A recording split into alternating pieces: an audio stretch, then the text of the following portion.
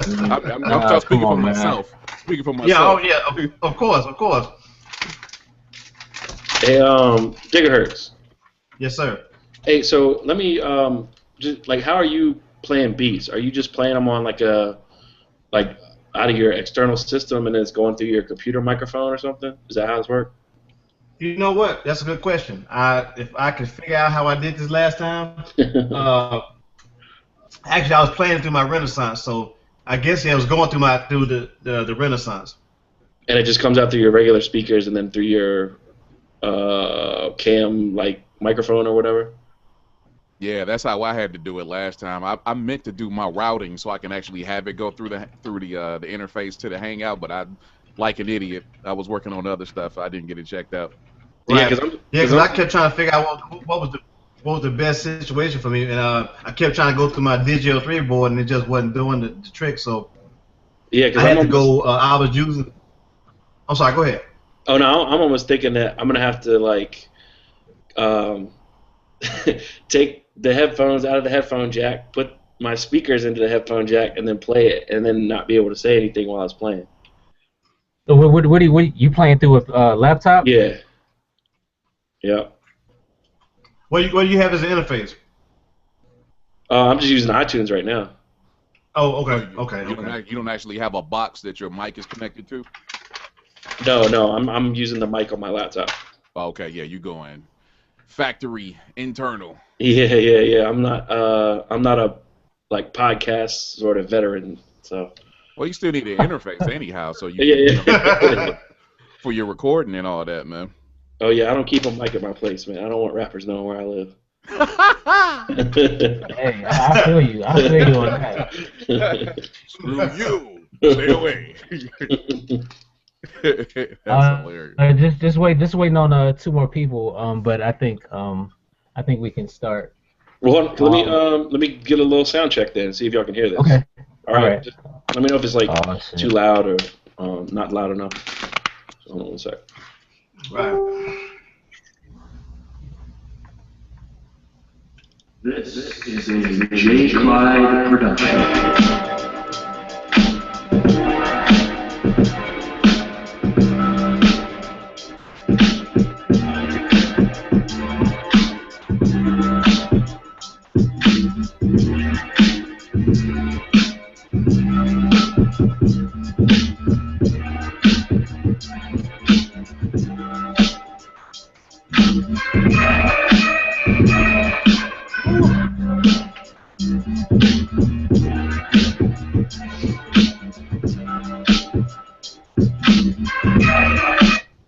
Do I need to just turn my machine off? Like All right right, now? well, it's been nice, man. Thanks for inviting me, Gadget. I'll let you on Twitter. Yeah, right.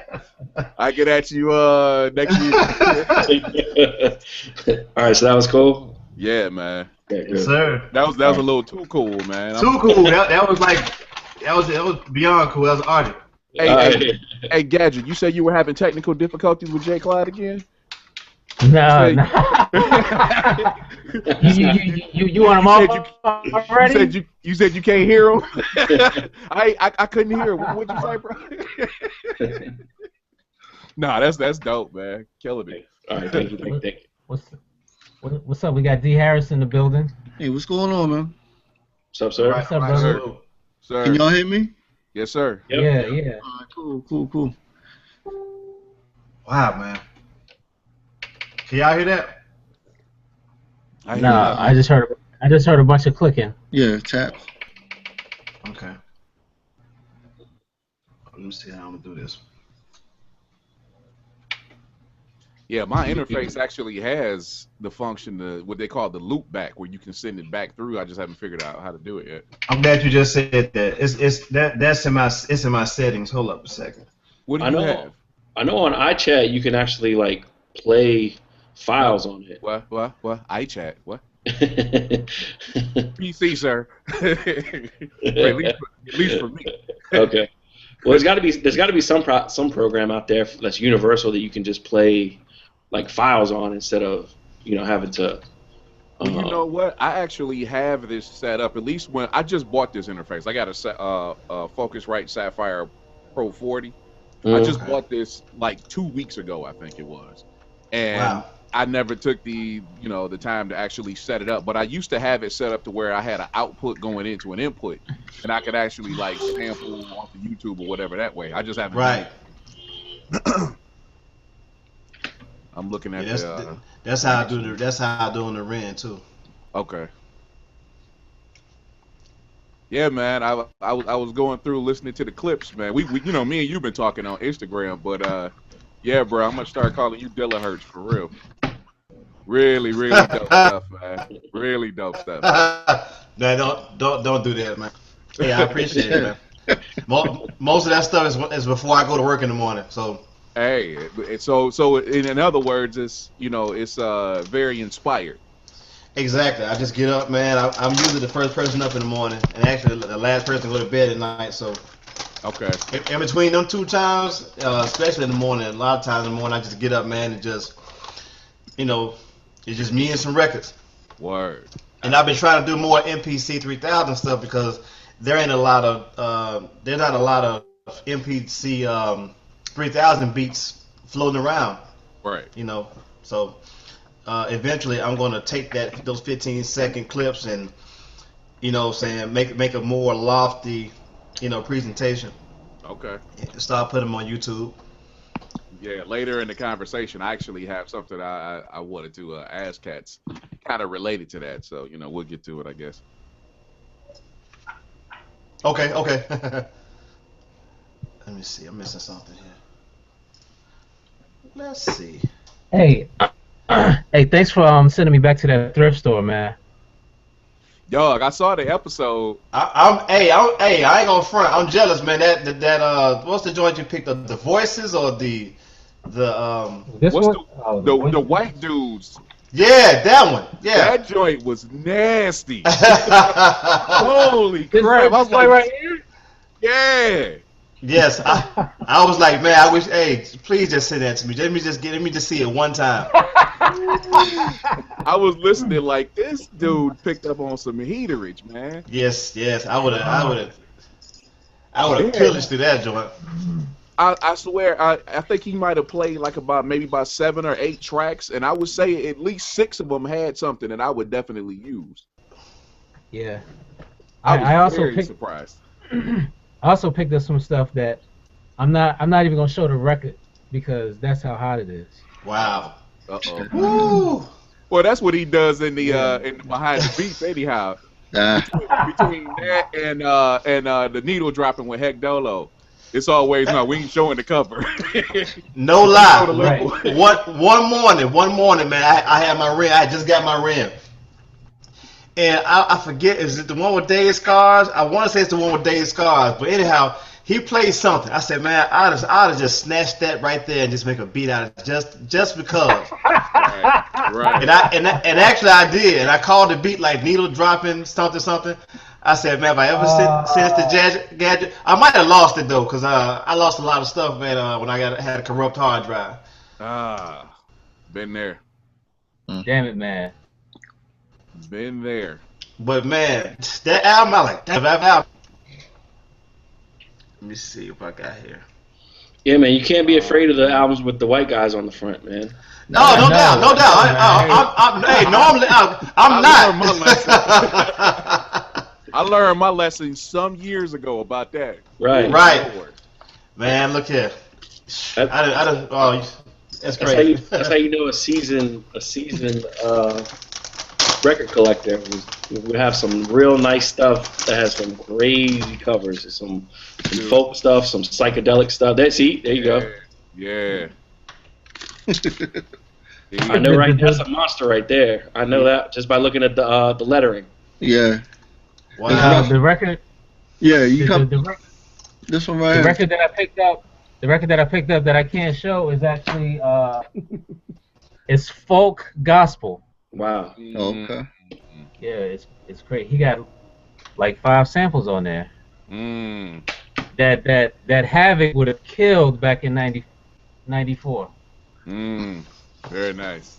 Did you guys, speaking of Havoc, did y'all hear that apparently he had something to do with the new Kanye record, the Real Friends record? Did y'all hear that? Really? I don't. I didn't even. haven't. I don't even know if it's true, but I saw somebody tweeted it, and it had produced by, I think it was Kanye. It was Kanye, one other dude, and it said Havoc also. Really? Wow. But I haven't heard anything like official on it. Yeah, the only thing about Kanye this week was Don't all say bad. that. All bad. All right.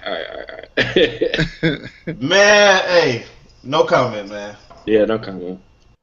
So let's go around the room and introduce yourselves to the people watching, because Indeed. some of you guys weren't here last week.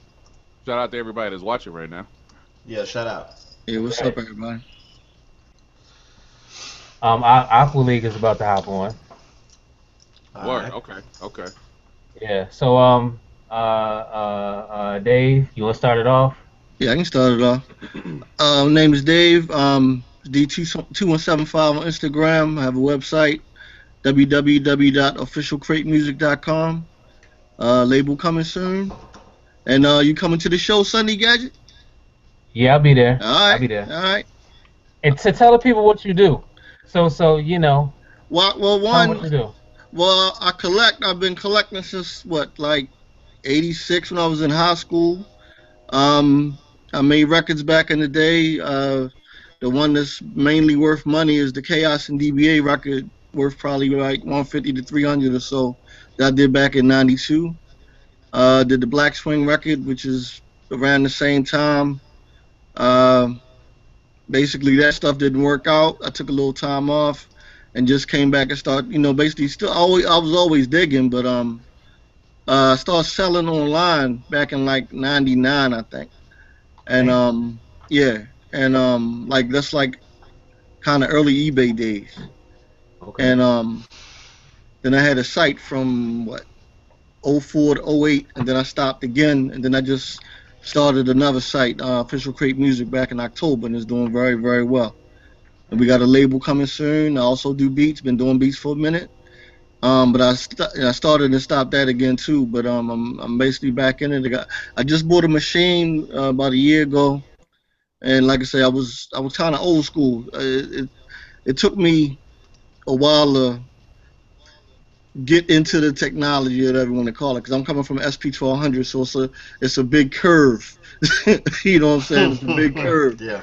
From an SP1200 to a machine, but once I grasp it, like I said, I like it a lot. But yeah, I mainly collect records and I sell records, man, to producers all over the world. Check his site out. Like he What's got the some site joints. again? Officialcratemusic.com. Yeah, officialcratemusic.com. He got a joint up there for $60 that I want for 10. Which one is it, man? Which one? If I got another copy, we can talk. Which one you talking about? It's the chick with the afro on the front page.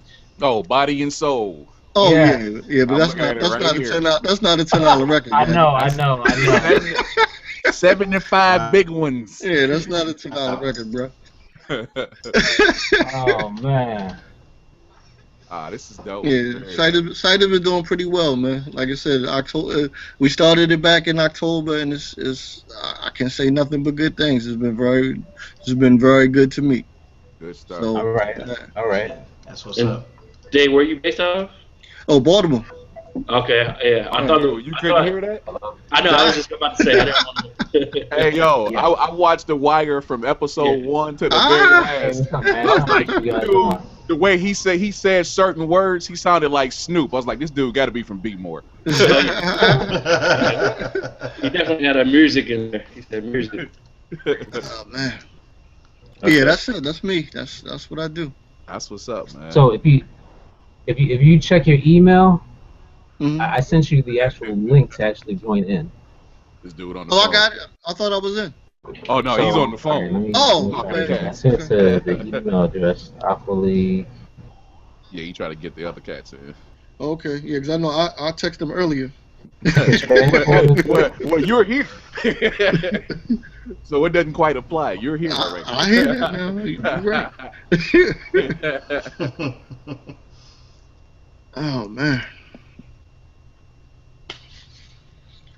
D, what's your Uh, what's your social handles, man? I want to follow you. Oh, United D2175 on Kingdom, Instagram. easy. Okay, done Well, deal. you know what? Let me send the link another way. Hold on.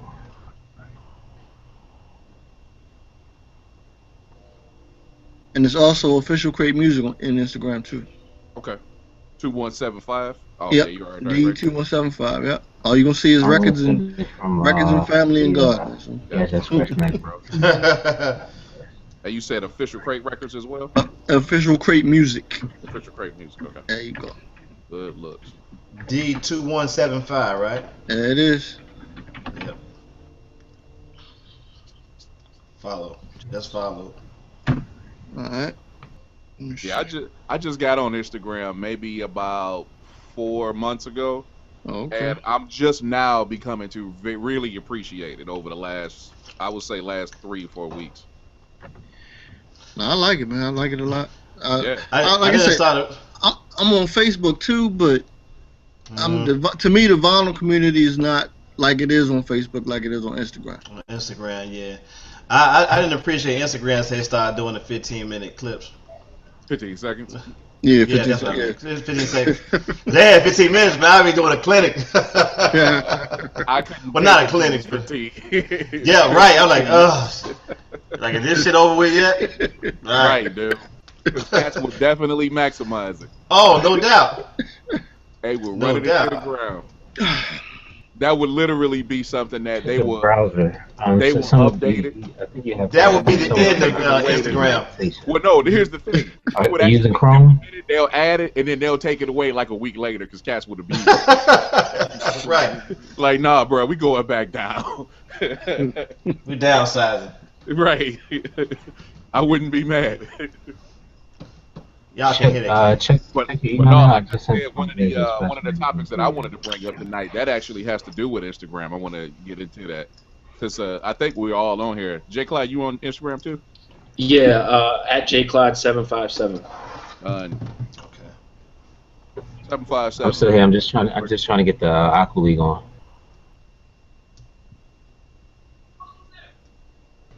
Did Jay Clyde introduce himself? Yep, Virginia. Nice. Okay. Did Oh, he no. tell you what he just did? What's happening? Did he tell you? I didn't introduce myself. All right, I see a couple of y'all. Okay, all right, you on. All right, so let me let my boy know to just click the link that just came in. Okay. Um, all right. Yeah, I can see you switching through everything. All right, well, I'll hang up and then I'll call him back. All right. All right, cool. Thanks, man. You're here. Yo, Clyde. Yeah. When we get everybody on, you know you got to tell the story on how you got these placements. Okay. All right. Like you're every. Oh, somebody All right. got the delay going on. Yeah. So he just sent the link that just came in to the Gmail account. So if you click that, it'll just take you through. You're like every underground producer's dream right now. Yeah, I'm on. Yeah, pretty cool. So it's me, 1, 2, 3, 4. It's like 4 or 5 of us on. Yo, I had no idea the Put Your Hand in the Hand drum break was on this record. Yeah, right there. Yeah. You know, I posted on Instagram, and 2 hours later, P Rock posted it. But he had the 45. He had the 45 though. Ah. Yeah. Nice. Hey, did y'all listen to Jay Mitch's 1 Minute Beat? Yes. Yeah, that was. Oh, Yes. that was fire. It needed a bass Man, line. I had to tip my hat to him because I'm cool with him on Instagram and stuff. I'm like, damn, dude, respect, cause, woo. That Like, joint oh was man, fire. yes. Yeah.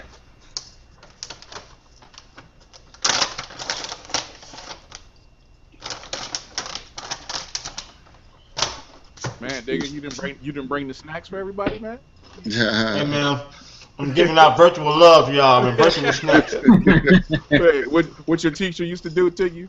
If you don't bring enough for everybody, you can't bring them. Just take a strong arm.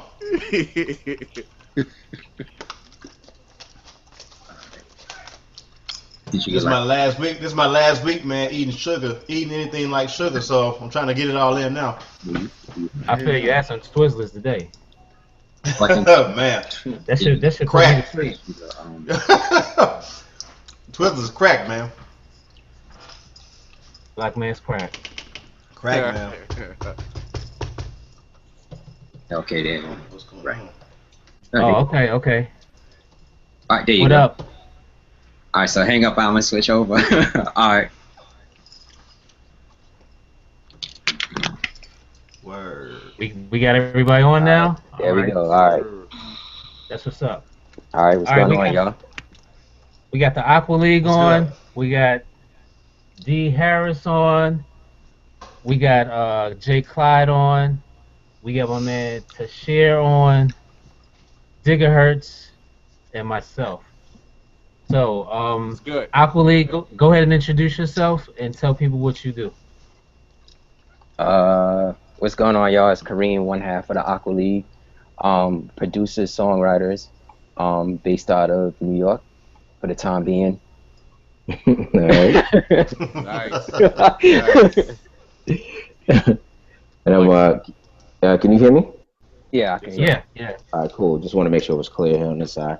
And I'm Doug Simpson, the one of the other half of the Aqua League and so forth. I just moved down south and so forth. So we're kind of like on up northeast and we southeast here and so forth. So we also got a partner out in the west as well. So we kind of spreading out now, you know.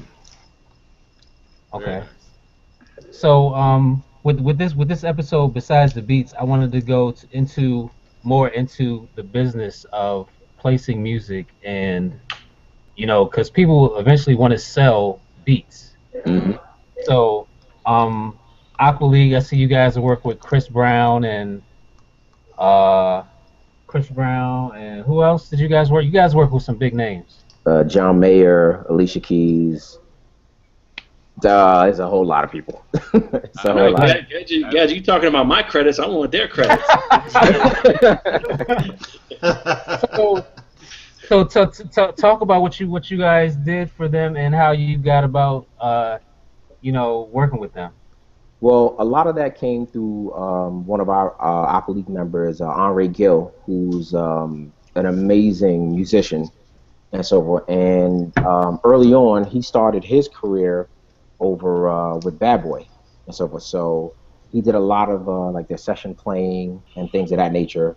And then we linked up. And then as he was doing music direction, so he would do a lot of studio work, but then he started doing music direction. And one of his first clients was Chris Brown, and then Alicia Keys, and so forth. So that's pretty much how that relationship started there. What exactly is music direction? That's pretty much that's the guy that's pretty much he's the band leader. He's like the conductor, basically. He's the modern age conductor and so forth. He's just making sure that everybody's in time, everybody's in tune, drummers playing, drummers doing what he's supposed to be doing and so forth. And sometimes you'll see them usually off to the side, maybe to the right side of the actual performer, because they have to look at cues from the performer so that they can give the cues to the band, So it's a very pivotal job and so forth, Let me jump in. The real quick way to see it is if you ever look at Late Night with Jimmy Fallon, just watch Questlove. Yeah. Okay. Watch what Questlove does, because he pretty much runs the band. Right. So that's pretty much what he does. He's just making sure everybody's in time, doing what they're supposed to be doing, following all the cues.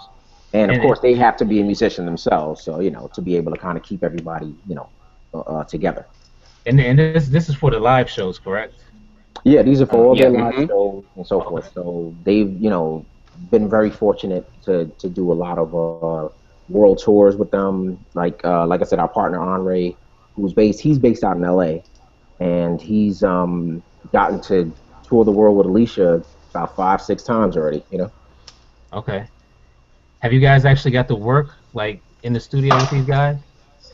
Well, he normally does a lot of the work with them directly. and so forth. And Okay. we pretty much will do, if we need to do background, back end things and so forth, post production, that sort of thing. We end up doing that sort of stuff. Okay. All right. Jay Clyde, Yes, sir. let's talk about your latest placements there, buddy. Yeah. Well, I didn't really You introduce are myself. you okay?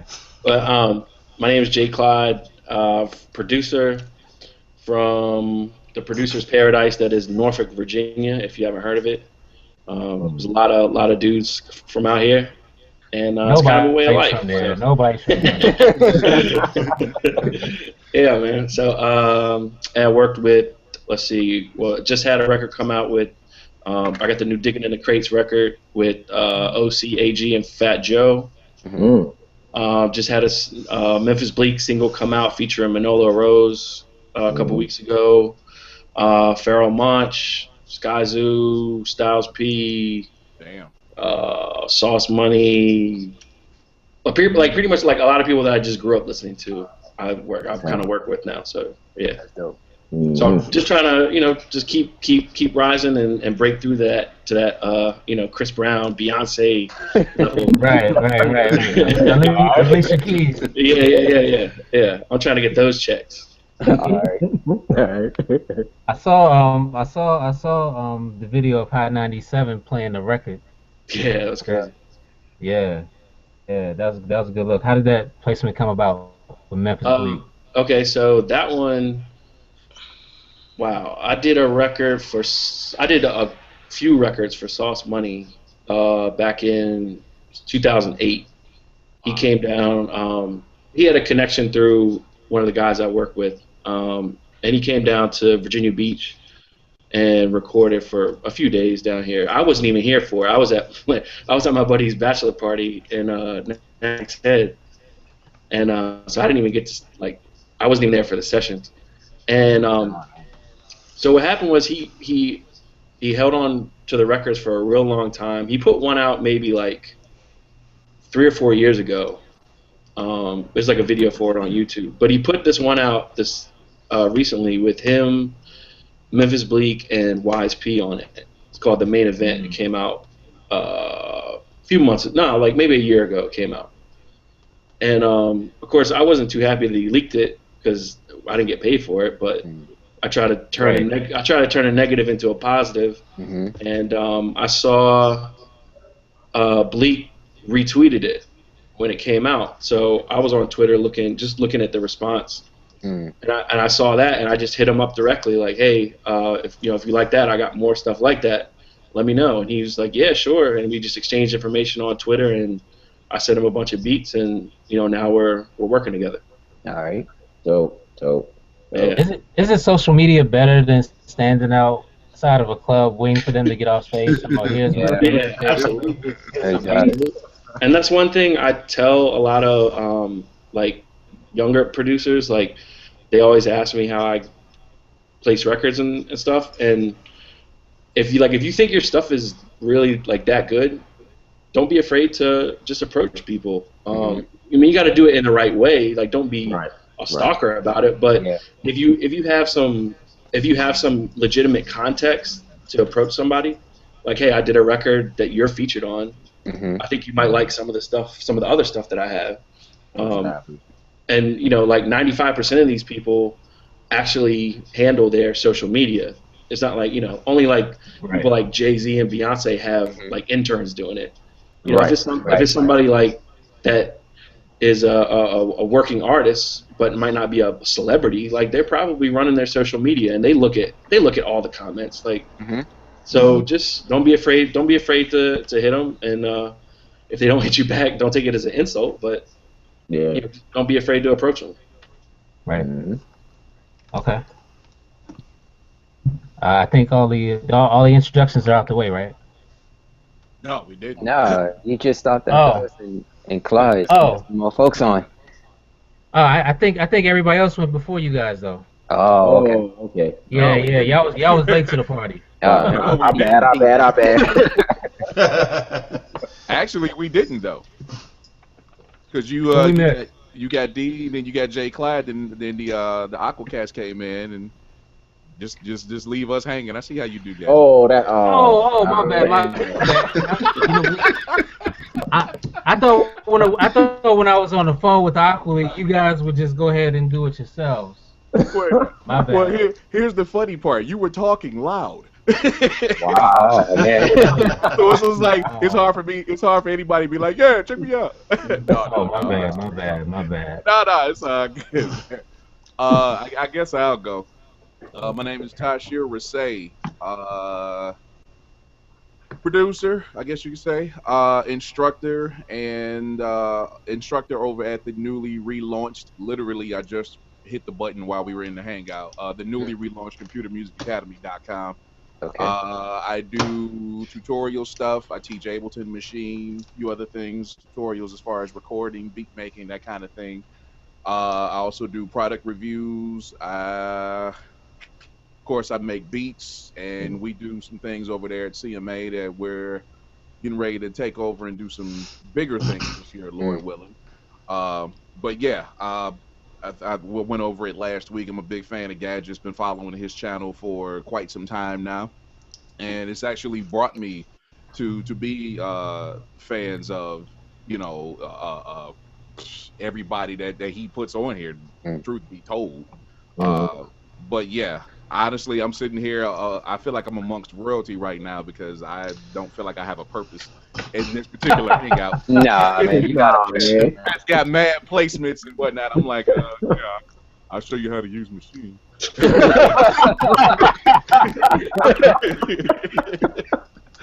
But yeah, that's what I do, man. I'm really laid back cat, and I enjoy music of all types. But of course, hip hop is the love. That's where it will remain. And I'm happy to be here once again. Thank you. All right. So, Hey man, I'm gonna go ahead. piggyback off of him, man. I'm sorry. I go by the producer name of Dickerhurst. I'm a beat maker, producer. Actually, I sing, I MC, songwrite too. I'm from the Memphis, Tennessee area. Okay. I'm just a beat maker. I'm a fan of the hip hop movement. I'm a fan of all good music. But like my man said, hip hop is where it's at. Um, I'm just a fan of good music, and I just like to make good music, and that's basically it. So you sing too. I sing too, yeah. Okay, that's what's up. What's everybody's weapon of choice when it comes to making beats? I know a couple. Mm. I'm on that. I'm on I, that NPC Renaissance now. all Yeah, I right. use, Right. Okay. yeah, I use machine now. Yeah. Oh man. Yeah. It's pretty much whatever is available. Yeah, I mean, the funny thing is we kind of had our transitional periods. We go back to digital performer, like like Ooh. way back. Yeah, yeah. So Woo. I mean, it was from there, and then we went into I mean, we still NPC heads, so it's just Yeah. like we got that. Obviously, right now in the studio, we're doing the machine studios, complete control now, and stuff Nice. like that. So yeah, it's pretty much whatever we have at our disposal, man. And it's like Right. we'll still make good music on it. Doesn't matter. I mean, obviously we use Reason for a really long Yeah. time, Long time. for a long time. So. And then we just moved into, like I said, machine and kind of working within the native instrument space. So, Right. Dope. Yeah. mhm. I'm just like them. It depends on the day because I own the machine, Mhm. MK2, as well as the studio. I own Ableton Push. I use Ableton Live 9, of course. I also have the Arturia Spark and Spark LE, as well as Novation. I'm sorry, as well as Novation Launchpad. So it really just depends on the day. It really does. Hmm. Mhm. But Mhm. the core is always going to be between Ableton and Machine. Tashir, do Right. you do you with your digital music academy? Do you have any like sort of like sponsorship type relationship with Native Instruments or anything like that? Not That's a good necessarily a question. sponsorship. I actually we discussed this last week. I got all of the reason I'm doing what I'm doing right now is because I spend a nice amount of time working at GC at Guitar Center, Mm. Right. and I actually became the guy in my stores, the 2 stores that I worked at. I became the guy that was all about the computer recording and stuff like that. Hence, Computer Music Academy. But I was like the top salesman, and I developed a relationship with all of these companies. And when I left, I was like, hey, I want to do tutorials, I want to do reviews and stuff like that. And I, kept those relationships with those people, and they, they set me up with stuff so I can do the reviews and tutorials and whatnot. Native Instruments, to answer your question, Native Instruments is like the only spot I don't have a connection to at the moment because they changed a lot of the inside stuff. But since we're friends now, because I want to try to be like you when I grow up. But if something comes through, I will be happy to let my people know that if I can set them up with anything. All right, nice. Yeah, I guess it all depends with me, man. Like, I actually own the MPC 3000. I own the Renaissance. I own an ASRX and an MPC 2000 XL, as well as FL Studio, which was so. It's just for some odd reason I feel like my machines have a soul, because if I don't use one of them for a long period of time, I feel like they're talking about me amongst each other. So I try to make time for each one of them. You know what I'm saying? In some kind of capacity. So if you look on my Instagram, you'll see that I've pretty much posted beats on everything that I pretty much own. Even dating back to when I used to own the 2500, which I miss very dearly. But all right, I won't bring that up. Hey, Megahertz, you got the you said the ASRX, right? Right. Black box or red box? Black box. Okay. And I just found a red box for $179. I'm going to check it out tomorrow. Really? So, yes. All right. I used to own both of those joints. I loved it when I had it. Yeah. But I didn't know. Somebody said, I don't know what I was watching, but someone said that it might have been praise. But I didn't know that the ASRX was supposed to be the answer to the MPC 3000. They tried. Yeah. They tried, yeah. Yeah, tried. Right. and not saying that negatively, but that's what the goal was. Yeah. I mean, I like it. I like it. But no, nothing beats the 3000 though. Nothing. Yeah. All right. I use the MPC 2000 XL. I have the Renaissance. It's still in the box. I bought it 3 years ago. Oh, damn. What? Man. Boo this man! Have you not just had time to just to play with it, or pause? No. Oh. No. No. I mean, I've used it once. But, okay.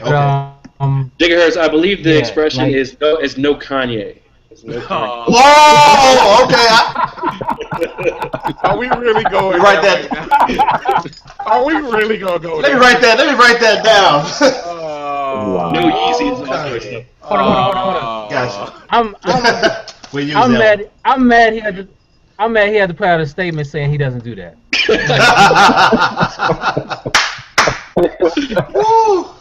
Wow. Oh boy. On time. Wow. The timing is impeccable. But I've used like the last couple days I've been using FL Studio. Right. FL Studio has some really, really good features that I just realized this week. All right. Like the the loop function. Oh my god. Yeah. Yo, how come nobody ever told me about FL Studio loop function? That's crazy. I mean, it's super crazy. You can do a lot of that stuff in the MPC software too, right? I know. Gotta open the box. Right. I don't know if you guys can see the back of me, but remember I had that big stack of records? Yeah, I remember that. Yeah, what'd you do with them? It's not what I did with them. It's what my wall did with them. Oh Wow. Like three Someone minutes before we. someone just told you. I don't know I don't know what that was on. Someone just said, "Hey, Gadget, you might want to unstack those records." Yeah. I know. Damn. Three minutes Holy before we crap. started. 3 minutes before we started, they fell. I was like, Oh man, wow. yeah. Hey man, you might need to, mute the camera and go handle that business before they start warping and whatnot. Damn. Yeah. Wow. Hey man, it's like sound like a job for IKEA, man. That Mhm. yeah, either that or run to Home Depot or something. Hey, you know what? You know what?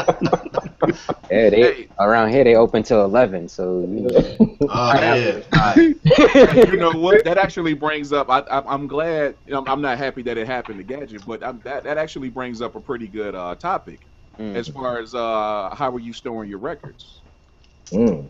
Yeah. Because IKEA doesn't make the what do you call it? The Expedit. expedition, Expedit. Expedite. whatever. Oh yeah, that Expedite. bookcase, They right? don't make them anymore. Yeah, Mm. they got another one though. I forget what it's called though. I Start with, I, start with a K or I something like that. right. I actually found, man. I went to Walmart and I found some. I found some like 2x2s. But That's they make what them the 4x2 as well, and that's just as I, good. I have those. I have those. I also saw Yeah. some shelves at not Sam's Club,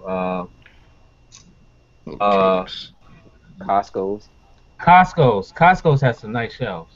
Mm. Okay. All right. the Well, the 2x2s that you're talking about from Walmart. I have the Right. same one. I have the same ones, and they work great and they're durable and everything. But the dimensions, I don't know how they are now, but when I bought mine like 5 years ago, the dimensions are okay, but they're a little bit small, so the records kind of stick out a little bit. Mm. mm. But the ones from I'm not having Target, issue. okay, Target has the same ones, and they're awesome. They're a little bit Mm. bigger, so you can fit the whole records in there, and Mm. you can put like a record in the front of it. You know, what I mean, Yeah. it fits really well. No. Yeah, I'm able to do that with mine. Everything fits in just like it's supposed to, and I always put a record in front. So yeah, I think the brand that I have is Babe Better Homes and Gardens or some shit like that. So Right, right. Yeah, well, it just works. y'all are fancy. I went to Home Depot. I got me some concrete blocks, some planks of wood, and a drill. That's I made it just what work. I was getting ready to say. I made it work, My man. man. That's exactly what I was going to say. Because actually, y'all may know him. One of my close friends is a dude by the name of Finale, Mm. and Okay. and he actually took me to. I recorded with him this one time. This was probably about 7-8 years ago. Took me over to the studio, and the guy that had the studio actually had that same setup with the cinder blocks Mm-hmm. and the long, thick board. Yeah, they gotta be And like an inch. yeah, Mhm. they were pretty thick. So I actually got that set up outside of my studio. Now I got a couple of those Mm-hmm. stacked like 3 or 4 high, and I got two of them. So yeah, that's Right. that cost me like nothing to Yeah, build. it's like zero. The blocks are like 250 each. Yeah, exactly. They heavy though. That's the only.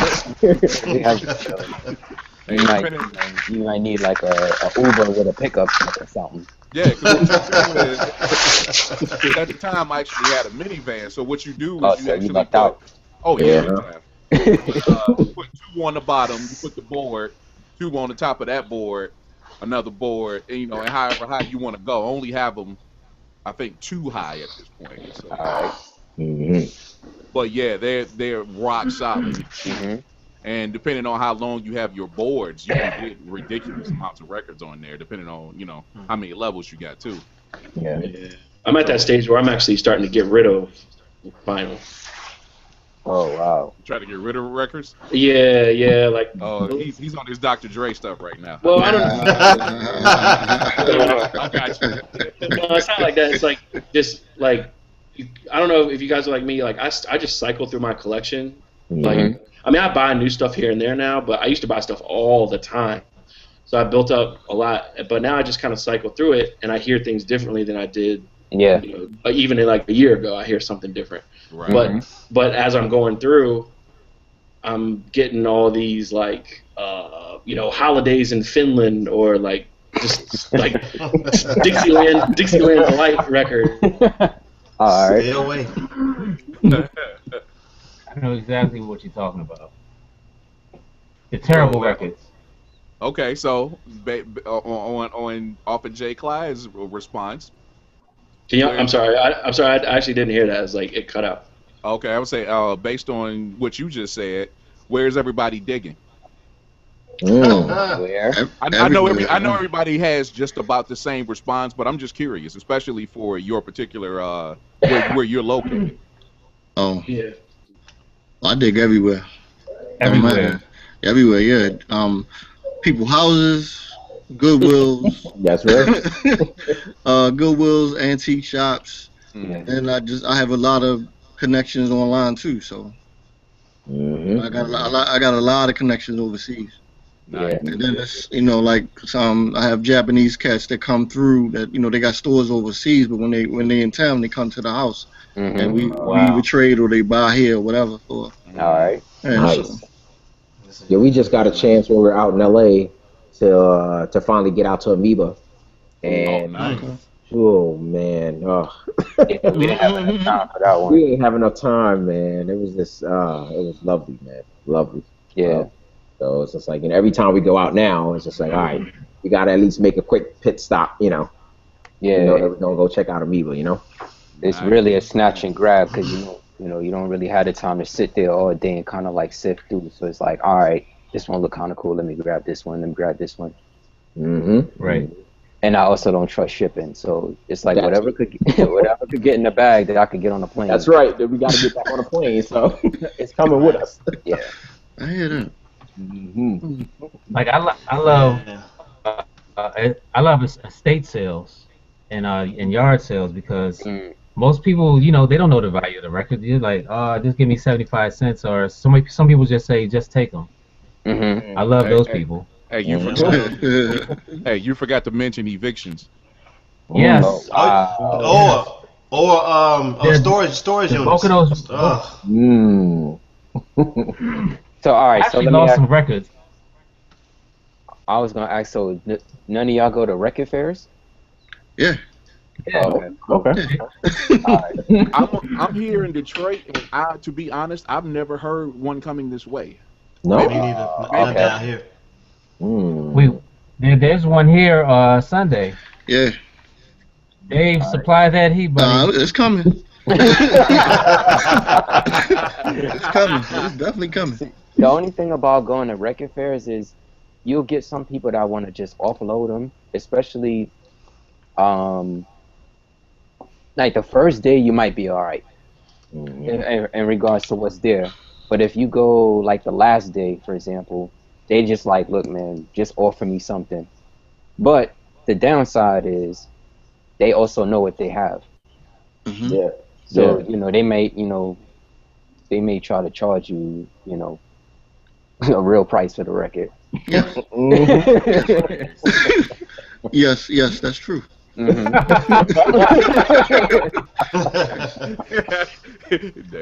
like, yeah.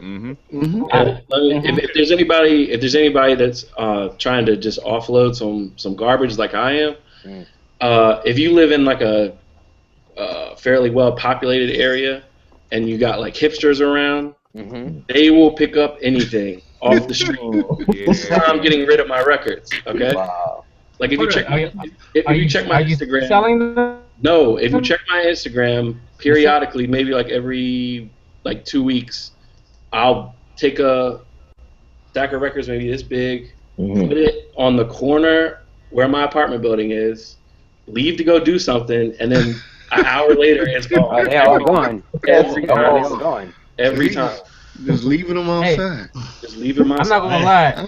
If I saw a box of records outside, I'd pick them up and take them. Exactly. You pick them up too. No doubt. Exactly. Because they may be garbage, but you might find something. Yeah, I heard They'll pick up anything.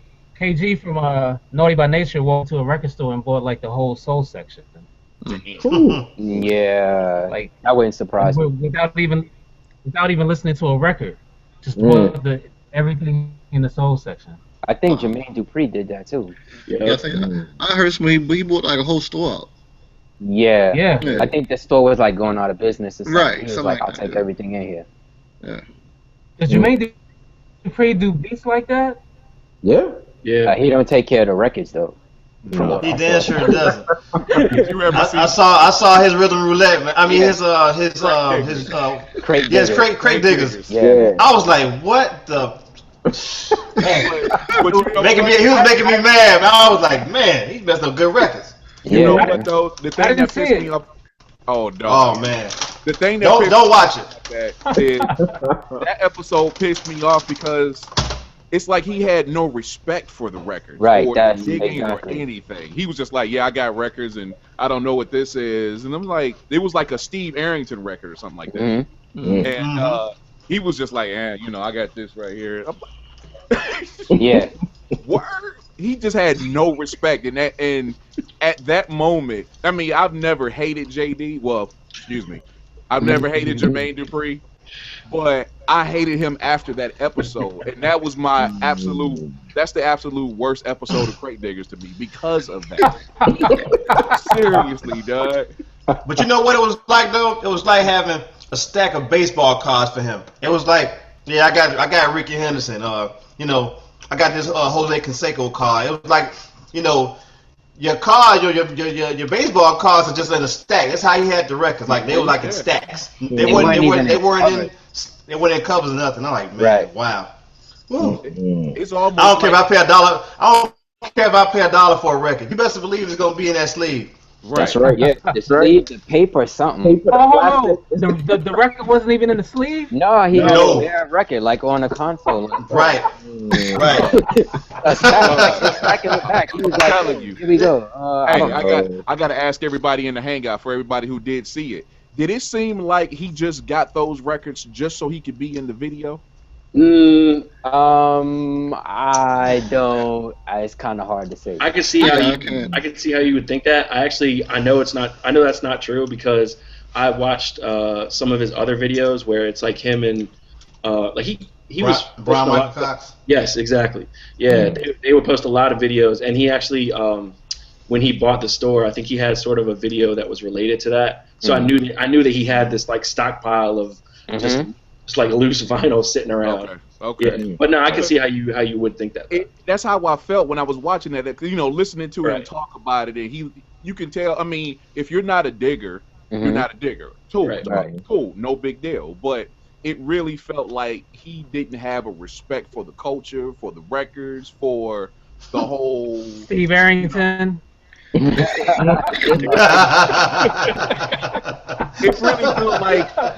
really felt like somebody told him, "You got an opportunity to be on this joint." He went out and bought some records and brought them back, and he hadn't even had a chance to look through them or anything. It's what it felt like. Yeah. I bet you Steve Arrington took his publishing off of Money Ain't a Thing. That's why. Bam. Pretty much, man. But yeah, I could see that. It did look like he didn't respect the records, man. Not at all, You man. don't even got them in covers. Respect the vinyl. Man, serious. Now, I do have some records that aren't in the sleeve. If you can see that back there, but they came like All right. So who knows? Maybe they came like that. Hey, you can always go to your local record store and get you the sleeves, get a stack of them. And a bag, man, a bag. There it is. In a bag. And a bag. 25 to a bag. Maybe I'll get that on Sunday. Yeah, all right.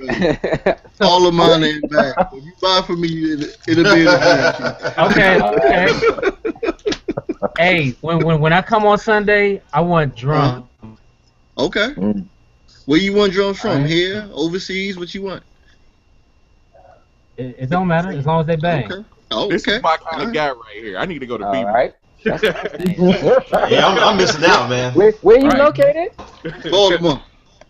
All right, that's a short drive. All right. All right, there you go. We about to leave right now. Yeah, exactly. Are you near in Baltimore? Are you near DJ Fusion? I know Fusion. I don't know where he is now. I haven't seen Fusion in years, man. Like if you guys don't DJ Fusion. He produced Mad Skills, the song where he didn't name the Yep. rappers. What's the name of that Yeah. song? Oh, Ghost Rider. Ghost Yeah. Rider. Yep. Ghost Rider. That was But it. this, yeah, Ghost Rider. This dude, his whole house was records. I went to the bathroom. He Yeah, got records on top of. He got records on top of the toilet where the water is. yeah, Wow. On like, it was ridiculous. I've been in there too. It was ridiculous. yo, he It got was records ridiculous. everywhere. In the kitchen, you open up the cabinets, he got records under the Damn. table.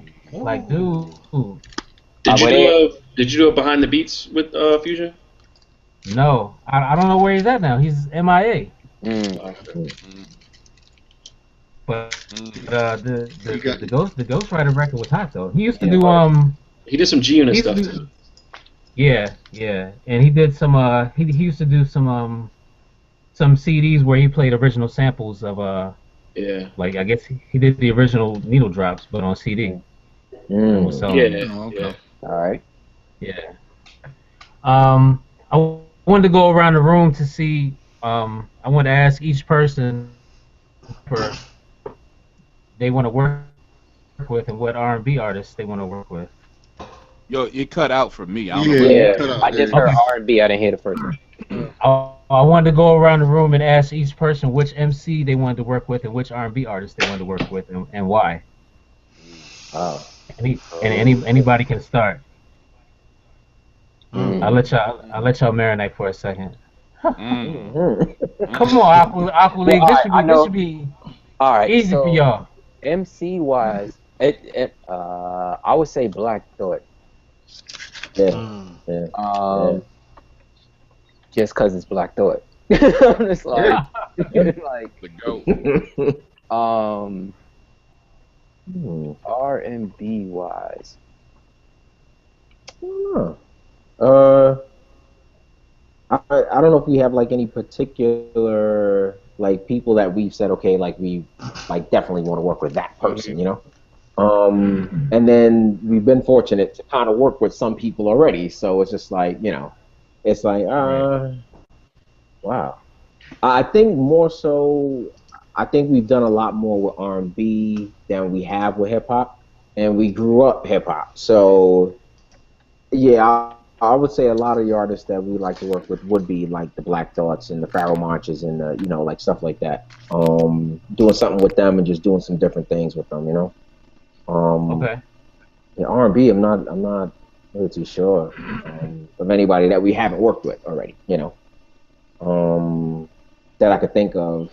Yeah, nah, I'm gonna have to come back on that one. Yeah. Wow.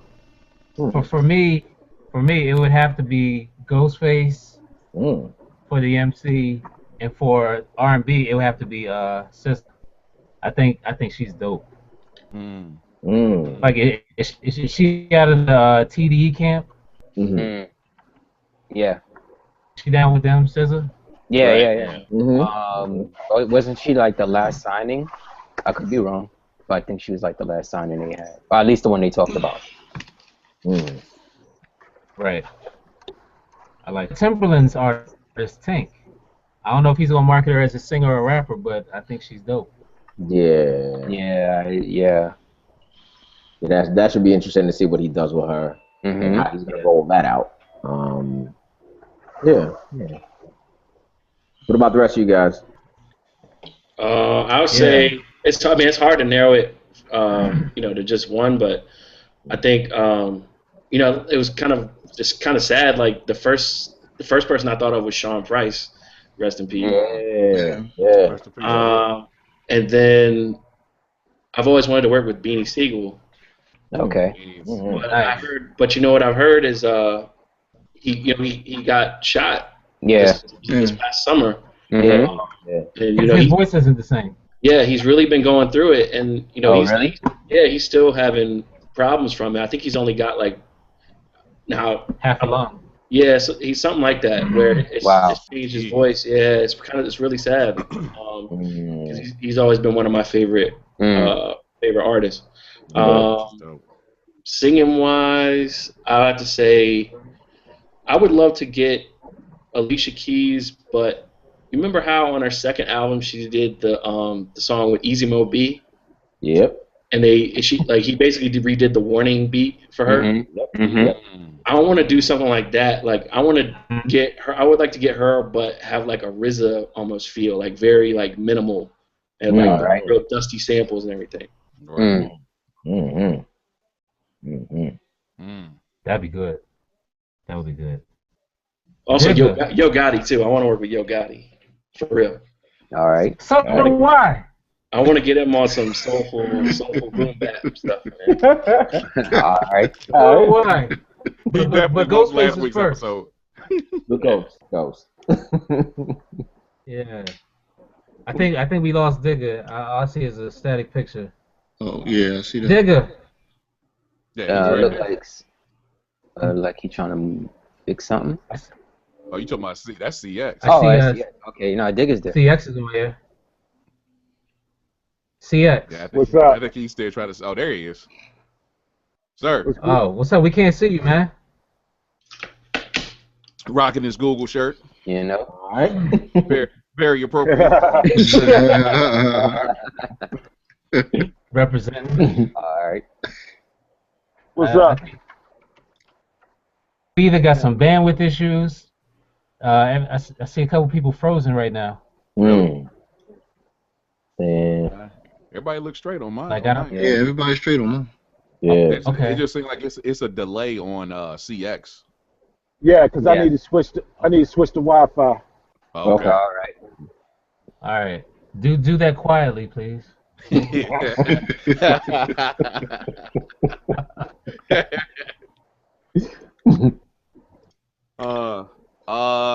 guess I'll go next as far as the who Okay. we produce for. For me, it would have to be some of the hometown boys. You know, I've already worked with Finale before. We recorded before. Finale is good. Yeah. Guilty Simpson, Fat Cat, Elzai. Yeah. Definitely. I would definitely. My style is a little more up tempo than theirs, but I'm pretty sure I can work something out to put my tracks up under them. All right. R&B wise, I'm really not. I really don't know who to say, but it would be a dream, maybe to work with her or just to do something like what she did in the beginning. I would love to do some Mary J. Blige stuff, like when she first came out, those first couple of albums. I would love to have somebody who could actually sing, male or female, that was just over some hard hip hop beats. Yeah. Right. You know what I'm saying? And just like my man was saying, maybe even something that's real minimalistic, but they're the one doing the performance and bringing the beat out. You know, kind of like what Mary J did with the "You Are All I Need," the Method Man joint, or the RZA track, something along those lines. I would love to do something like that. All right. D. Pharoah Monch that's my favorite MC out. Period. I would love to do something with him. Got something with Jay Sinai coming up soon. All right. And, let me see. As far as R&B, only real names I can say is definitely Erykah Badu and Jill Scott. Because to me they the tops. All right. To me, but that's my picks right there. You saying it like that's chopped liver or something like Right. that? No, that's what I'm saying. Put it this way, like I said, I don't really listen to like new R&B, so I really can't say anybody new. You know what I'm saying? I listen to. Because to me the best R&B album to me was Jill Scott's first album. As far as anything recent, over the last 15, 20 years or whatever. To me, that's just the best. Yeah, but I agree. Because to me, it's nothing touching that. Which album? Jill Scott's first one. Okay. Yeah, to me, it's nothing touching that. The best one in 15 years, really? To me, yeah. Okay. Name one. Voodoo. Well, okay, yeah, all right, I got that's true, but still, to me. But recently, though. Yeah, you like 15 years. All right, yeah. Now that's me. I'm thinking like Maxwell. No, you talking about that old, but I was older than 15 years. Yeah. That's to me the first Jill Scott, and to me, I don't see how she could top that. Is that the album with the she got a song with Mos Def on it? The Love Reigns, I think it's called. Yeah, that's the album. That's the first album. Yeah. Okay. So 20 years from now, people are gonna be sampling Jill Scott, R. Kelly. They're doing it now. Yeah. Actually, you know what? While you're saying something like that, I got to give a shout out to. I don't know if you heard of this cat, but he's very dope. My man Shade Cobain. He actually does stuff like that where he samples 90s cats, 90s like R&B and neo soul and stuff like that. And he murders it. On his beat tape that he released, I think it's been about a year ago now. He actually sampled Brandy Full Moon. Ooh. It's insane. That sound like some. That sound like Jay Clyde. Yeah, I've sampled stuff off the radio all the time. To share which album is that? For Shay Cobain, if you look on his Bandcamp, I think that's the Beat Batch 2015 or something like that. That's my man. Shout out to the Drum Snobs.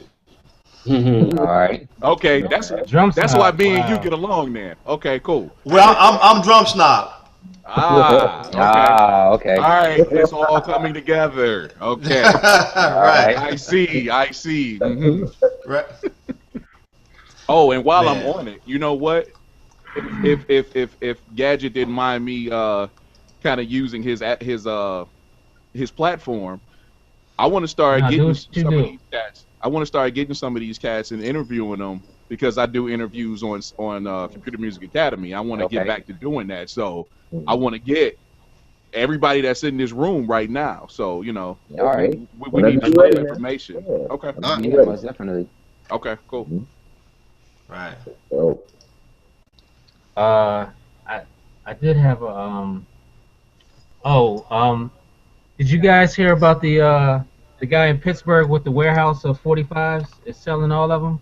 For 75 G? No. Yeah, for selling a whole collection for 700. Yeah, 75,000. 75,000. 45s. That's it from a warehouse. Yeah. It's a warehouse of 45s. How many did he have? Yeah, A 75 G's. I heard about it. Man, that's like Digger's Powerball right there. So you wanted 75,000? I'm like, all right. Hey, no splits. Right. No splits. Damn. No splits. I'm trying to find. I have the article where he says how many records he has. Wow. Yeah, I've read it. I know what you're talking about. It was something like 75,000 is like, I don't know, something like, cent a piece.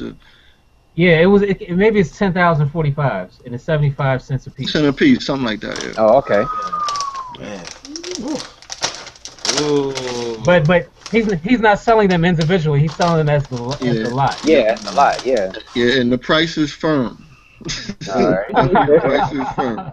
I mean, even if you had it, I mean, you still could probably get maybe at least half of it back if you didn't want everything that was there. Yeah, I did read it. All right. That's a little bit more than I want to pay for something. So. Okay. All right, so let's go here then.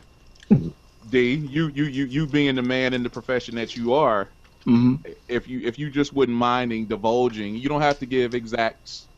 Oh, what's up? You can embellish the numbers, but what's like your markup? It depends on it depends on what it is. To be honest with you, I mean, put it this way. I'll tell. This is how I first got started. Back in '99 or 2000, when the Brain Freeze CD dropped from Shadow and Cut Chemist, whoever it was, the 45s went through the roof as far as just selling online. I used to go to a record store called Top Cat Record and Novelty here, and he would sell all his 45s for $2 a piece. Some I can flip for $10, some I can flip for $400. So it depends on what it is. I can't really say that the markup is going to be such and such because it depends on the record.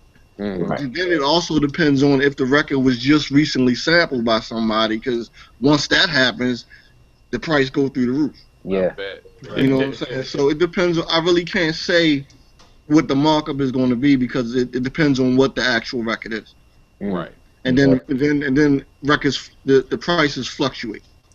Like back in the day, somebody sampled for a Jay-Z song, a Los Angeles Negroes Spanish joint was sampled.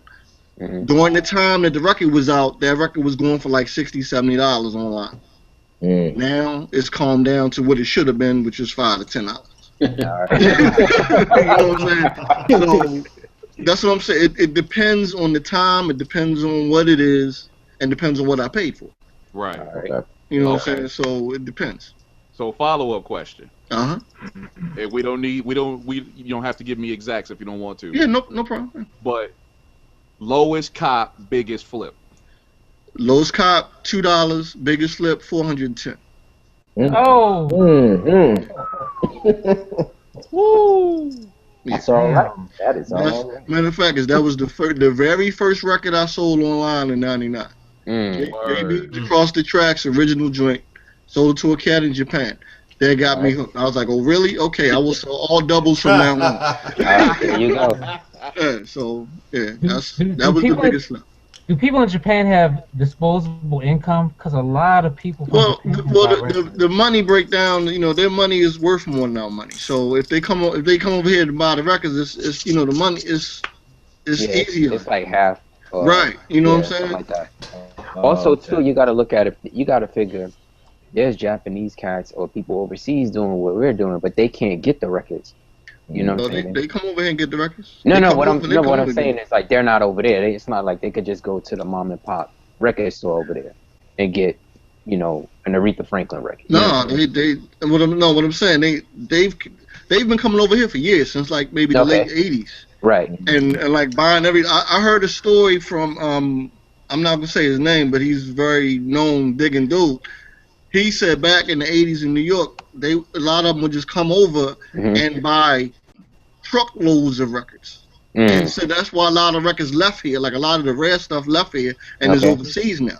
And like when my man comes through, my man owns Groove Nut Records in Japan. He comes through. What they do, they buy up the records and they ship them back to Japan. I'm talking about crates, like pallets full of boxed up records, and they ship back to Japan. And they've been doing that for years. All right. So what I'm saying is they can go to their store and buy whatever. You know what I'm saying? Because they have everything. They got it all. Yeah, they got everything over there, especially a lot of the rare stuff. So on the overseas tip, are you shipping a lot of stuff in, like you just buying stuff from people, or are you actually doing this thing where they were talking about on Crate Diggers, where cats like Brazil, for instance? Yeah. And I think that was what's the BJ Newmark? Okay. Was saying on Crate Diggers that they actually just take trips down to Brazil and just come back with boxes and crates. Do you do stuff like that, or do you just ship them in? I haven't shipped, but I plan on going to Japan next month. In March. That's what I'm planning on doing. But I mean, as of right now, I have a lot of connections overseas, and we do a lot of trading or buying. But like I say, my man comes from Japan. I have two of them that come from Japan and come to basically either to the show I'm at or to the house. Just trade up. Okay. That's one thing I want to do for 2016 is actually go and do what they do. But go to Europe, go to Japan. That's what I want to do. All right. I would love to go to Europe and go digging. Yeah. What is it? The Ultrich joint? That's in April. All right. Yeah, that's the one I'm trying to hit. Okay. Don't you hate when you're in a thrift store and you see a record that's crazy, but the record's not in there? Yes. Yeah. Yeah. Or the record is beat up to know you can't do nothing with it. It's just scratched to death. Yes. It must have came from JD then.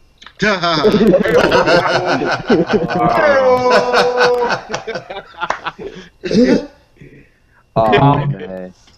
I wanted to ask you guys, like, how do you balance like family life and music and making beats? Like, wow. Jay Clyde made a beat every day, I think, for 2015. Is that right? Yeah. You had a beat on your SoundCloud? Yeah, it was 2014. I put out something every day. All right. For the whole year. That's crazy. Like, how do you guys balance family life, personal life with making beats and time for music? I don't It's have a Uh, it's family, a, it's a so I'm tough one. good. yeah. It's a tough one. What you said is balance. Yeah, Yeah, pretty much.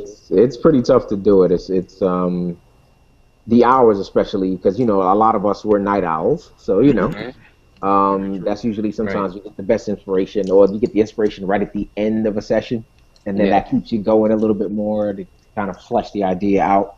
But then you know that tomorrow you kind of got to take care of your responsibilities, the daytime stuff, Yeah. Mhm. Right. So it is tough, man. It's really tough to kind of do that. Yeah. What we find is like what you try to do is set just as you set time for other things, you set a time no matter what, a dedicated time to say, okay, look, I'm just gonna get this done no matter what. Hmm. And that's even if it's just an hour to do something, just to kind of get some ideas down, some scratch ideas down. Yeah. But every day try to do something towards fleshing out a record, finishing a mix, getting something like that done. Every day make sure you're doing something, because that'll keep you going. So for the Aqua Cats, Hmm. because you guys are in 3 different locations or just 2? We're Uh, actually it's actually 4 of us. I kind Okay. of left out some two guys. So they probably beat me up, but um, yeah. So well, Doug is now in Florida. I'm in New York.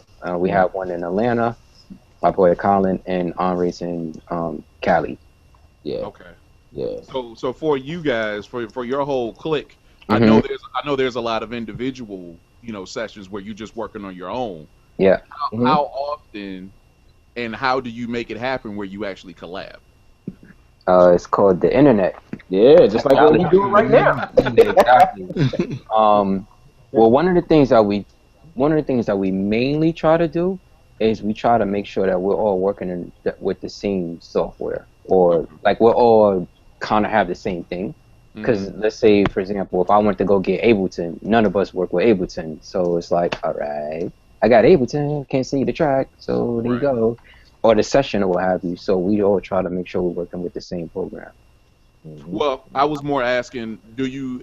Because I know there's a couple of things out right now, like because you mentioned Ableton. Hmm.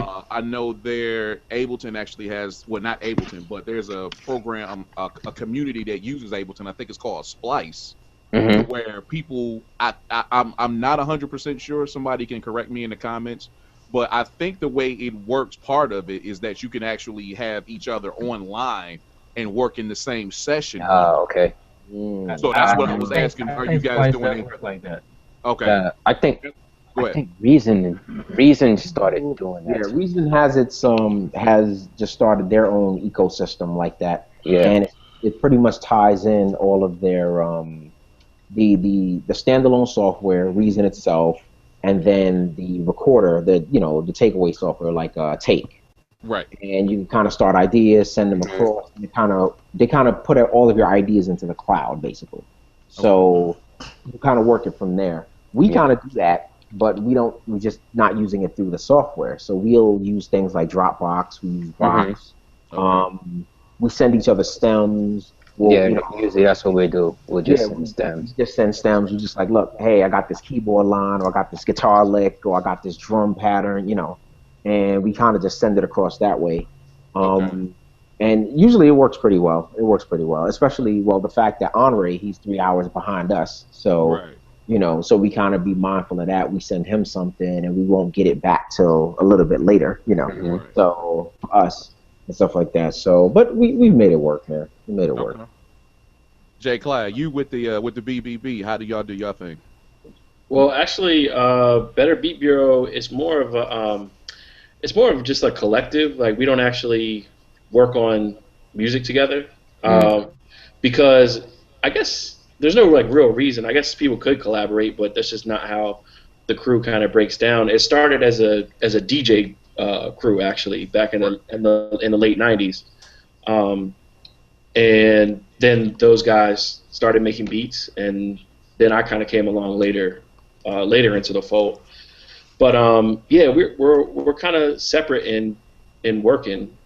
It's just kind of a collective of friends, and we kind of do this sort of thing, just hang out, talk about music, put each other up on different records, sites, and things like that. So, and everybody kind of has a different dynamic. But like you were talking about family life, I'm like single guy. I'm all about my music, no family. Like I get home from work and I'm doing music. I'm doing music until 2 in the morning. You're a lucky guy. You're not dedicated, boo. You're not about it. You're not about that life, though. So yeah. So a lot of the other guys in the crew, they have wives, kids, that sort of thing. So everybody's time is sort of allocated differently. Right.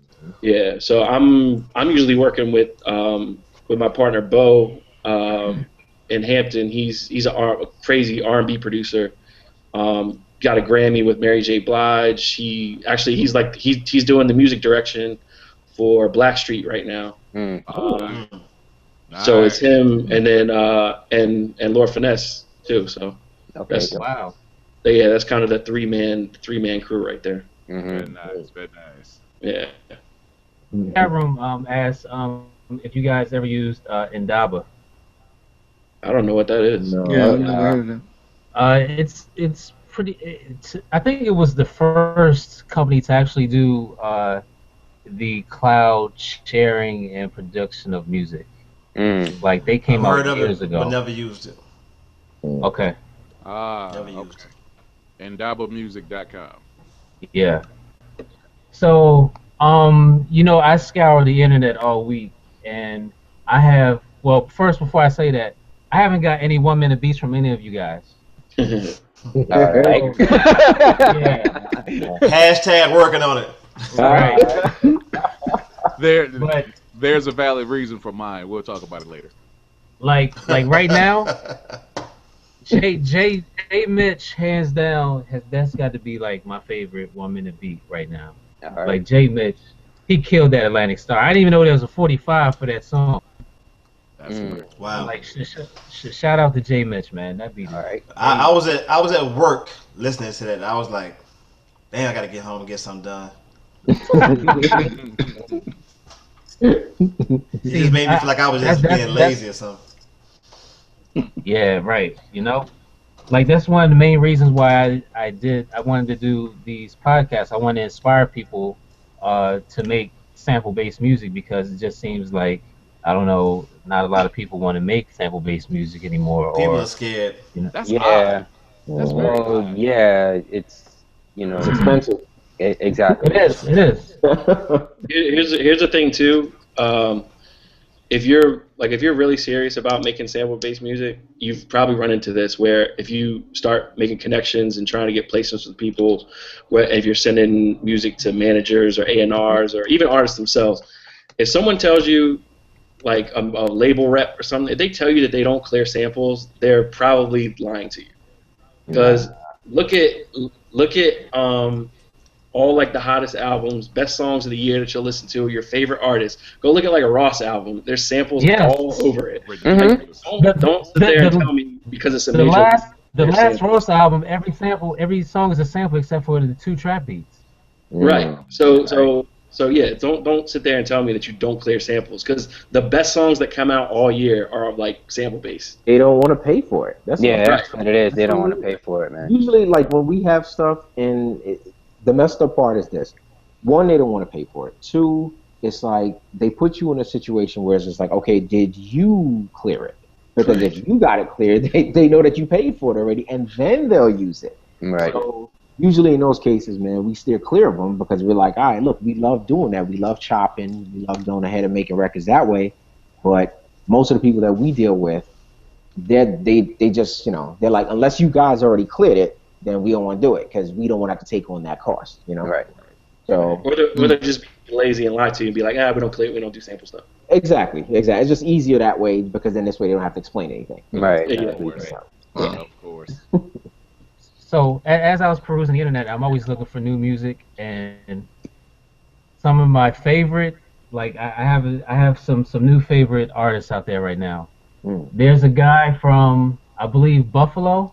Yeah, I know you. Conway. Yeah, that's Conway, the man. Yeah. And West Side Gun. Oh my Yeah. I met Yo, Westside Gun at A3C in October. He's a cool. yo, Yeah. He's a cool dude. if these dudes catch on, New York is gonna be on fire again. All Yeah, right. I got something for them. Yeah. Yeah. Mm. Oh, they West nice. Side, West Side Gun and Conway. Your boy, what's the dude? Apollo Brown. The Mm. beat he did for West Side Gun. Yeah, Jesus. yeah. Yo, Brown is nasty. Apollo Brown is nasty, man. Always has. Absolutely. I don't know why people sleep on that guy. Uh, Good. Are people I still think his sleeping on time is him, though? coming. Yeah. I think his time is coming, man. The Razzcast album is dope. Yes, Yeah. sir. Mm-hmm. The OC album was crazy. Like, Yeah, his album was really good too. yeah, Yeah. yeah. Grandeur. Mm-hmm. I hate to keep banging out like this, but I know a lot of these cats. Like me and Apollo Brown, we go back some years. Mm-hmm. So I was there from him putting out his first couple of just beat tapes online, and been a fan, and then we became friends. And, I don't get a chance to really kick it with him much now, obviously, but I've sat there and watched dude go through this metamorphosis. Everything that he's winning on now, everything that he's gaining now, he deserves, because he worked his ass off. And not to mention, he's still using freaking the Cool Edit Pro 2.0. Wow. which I'm still trying to figure that out. How is he still working that? I'll never understand that. I'll never understand. Hey, man, Never. it's his weapon of choice. He's like, all right. Yeah, I know. But Odyssey does kind of like the same thing too. I'm looking like I'm just gonna stick to the hardware. There you go. Too complicated for me. All right. You remember when everybody was getting on Ninth for using Fruity Loops? Yeah. Right. Man. And and until he got on the Jay-Z album and everybody shut the fuck up. Yeah. Right. Well, I'm not gonna front. Like I said last week, man. Ninth made it possible for someone like me who didn't have the means to buy an MPC at that time when I was getting back into making beats. You can do this without having an MPC.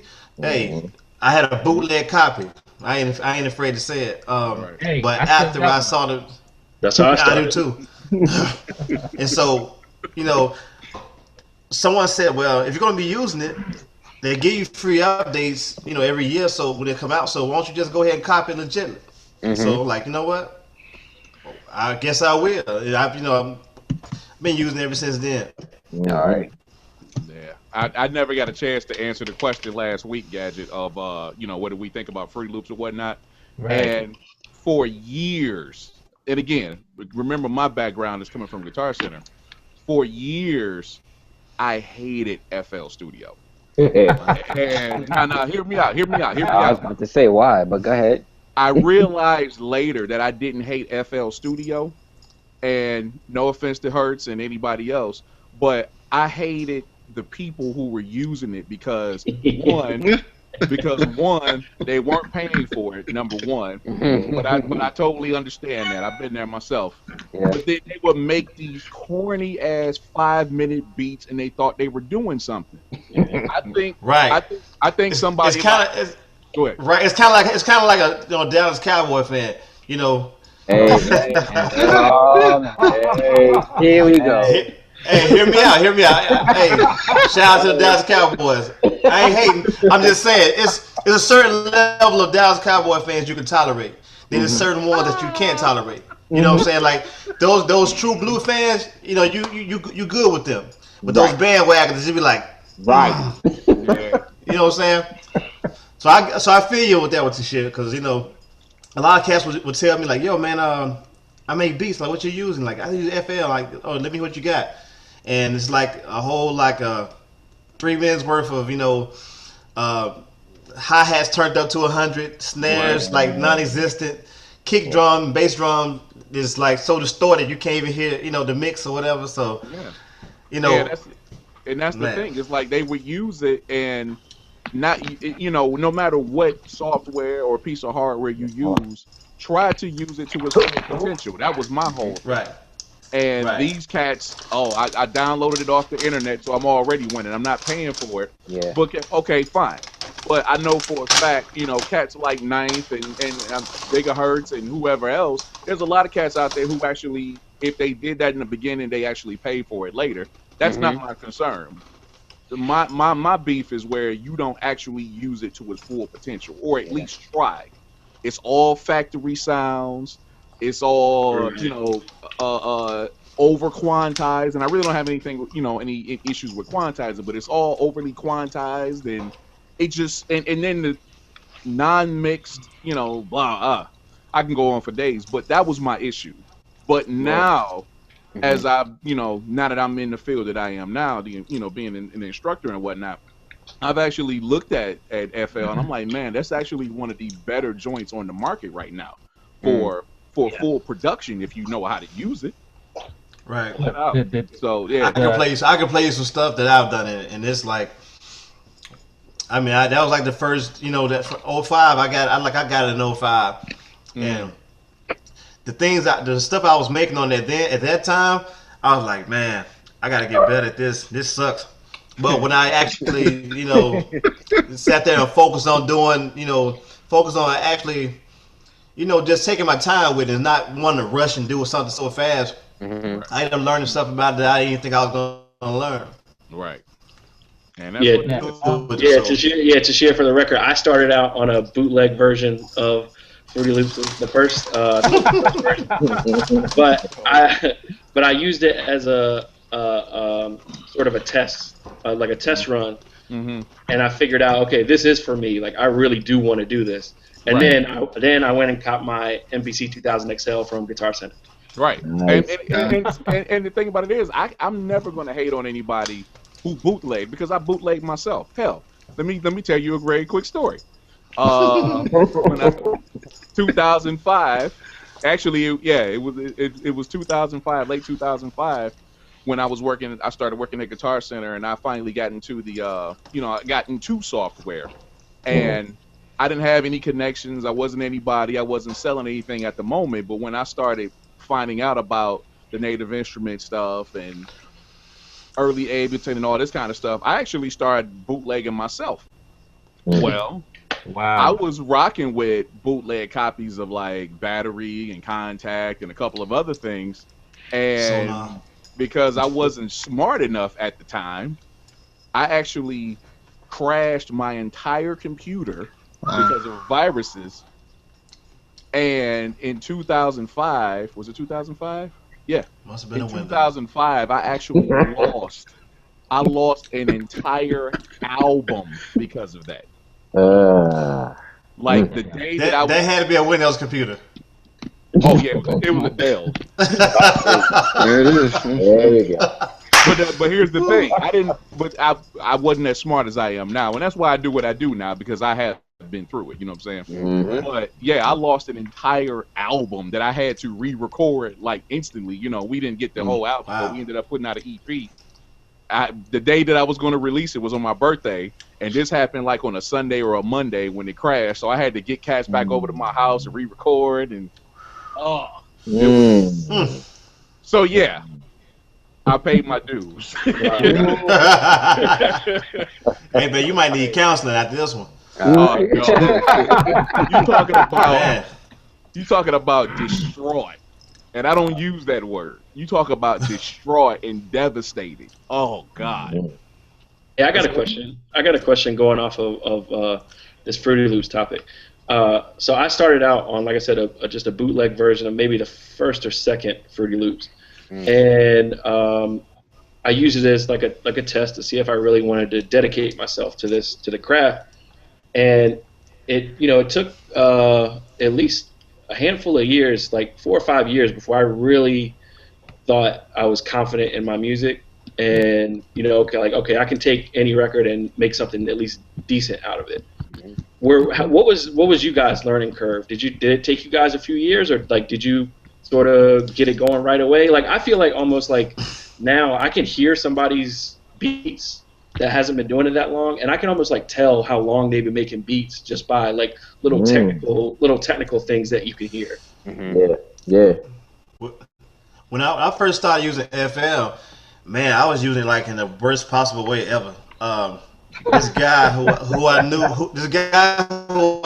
that had it him with how he was sampled, but he would sample CDs by using the Windows recorder, and the sample would be so distorted. And I'm like, man, it's got to be a better way.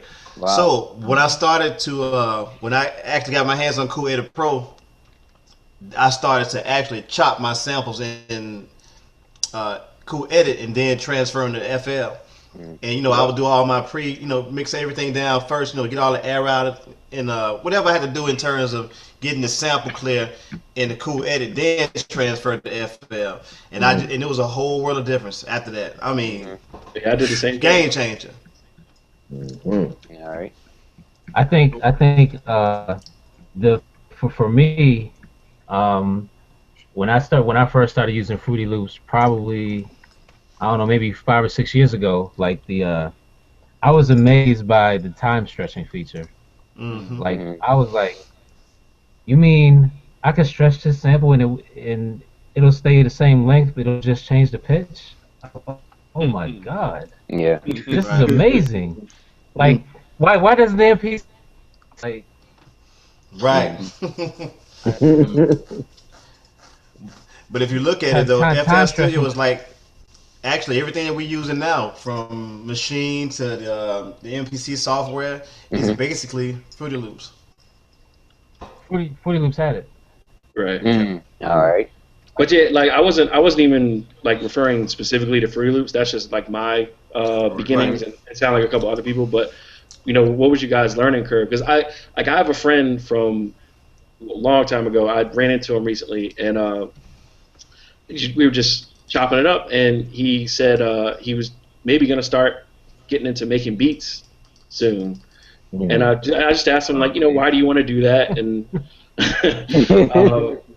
just to see his level of interest and why he was going to get into it, because I kind of wanted to save him a lot of time and energy.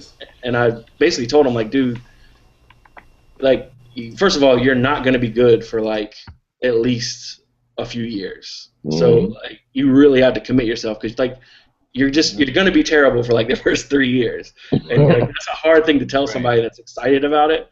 But at the same time, I felt like I could save him a lot of blood, sweat, and tears up front, and money. And money, yeah. Did you guys kind of have the same sort of curve? My first machine was actually an MPC. Like I was doing what everybody else was doing. I was just looping beats and just putting drums over it for the first year and a half until I think a record came out with DJ Premier. I'm not sure what he sampled, but somebody showed me the record, and I listened to it, and I listened to the chops. I was like, hold on. How did he do that? You mean I could put different parts of the sample on each pad? Right. I was blown away. After that, it was. But the first year, you're gonna pretty much loop, and try to impersonate your favorite producer. Yeah. For me, it was DJ Premier. Wait, but how many of you cats though? Your first instruments was like a dual cassette recorder. Pause tapes. I did. I had a pause tape. Pause tapes. The pause tape years ago. I had a Gemini sampler that was like 8 seconds. Oh, yeah, you had it going on. You had it going on. And I had a Lexicon Jam Man. That was wow. Is that the looper joint?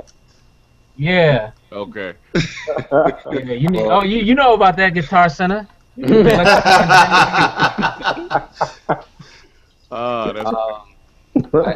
me see. I started out with the pause tapes. There was the drum break from Eric B. and Rakim's For President at the end. And it was pretty much, I Mm. didn't know it was a James Brown break, but it was that. And Yeah. it was so much of it that I was able to just get it to loop. And then I was able to get a 4-track. And then I would take that drum loop and then add samples to it. And when the sample, because I didn't have a sequencer, Right. so when the samples would start going off beat, I would flip it and put another sample on top of the drums. And then when they got back on beat, I would make it edit so it seemed like I dropped it out, switched it, but it was really off beat. And I was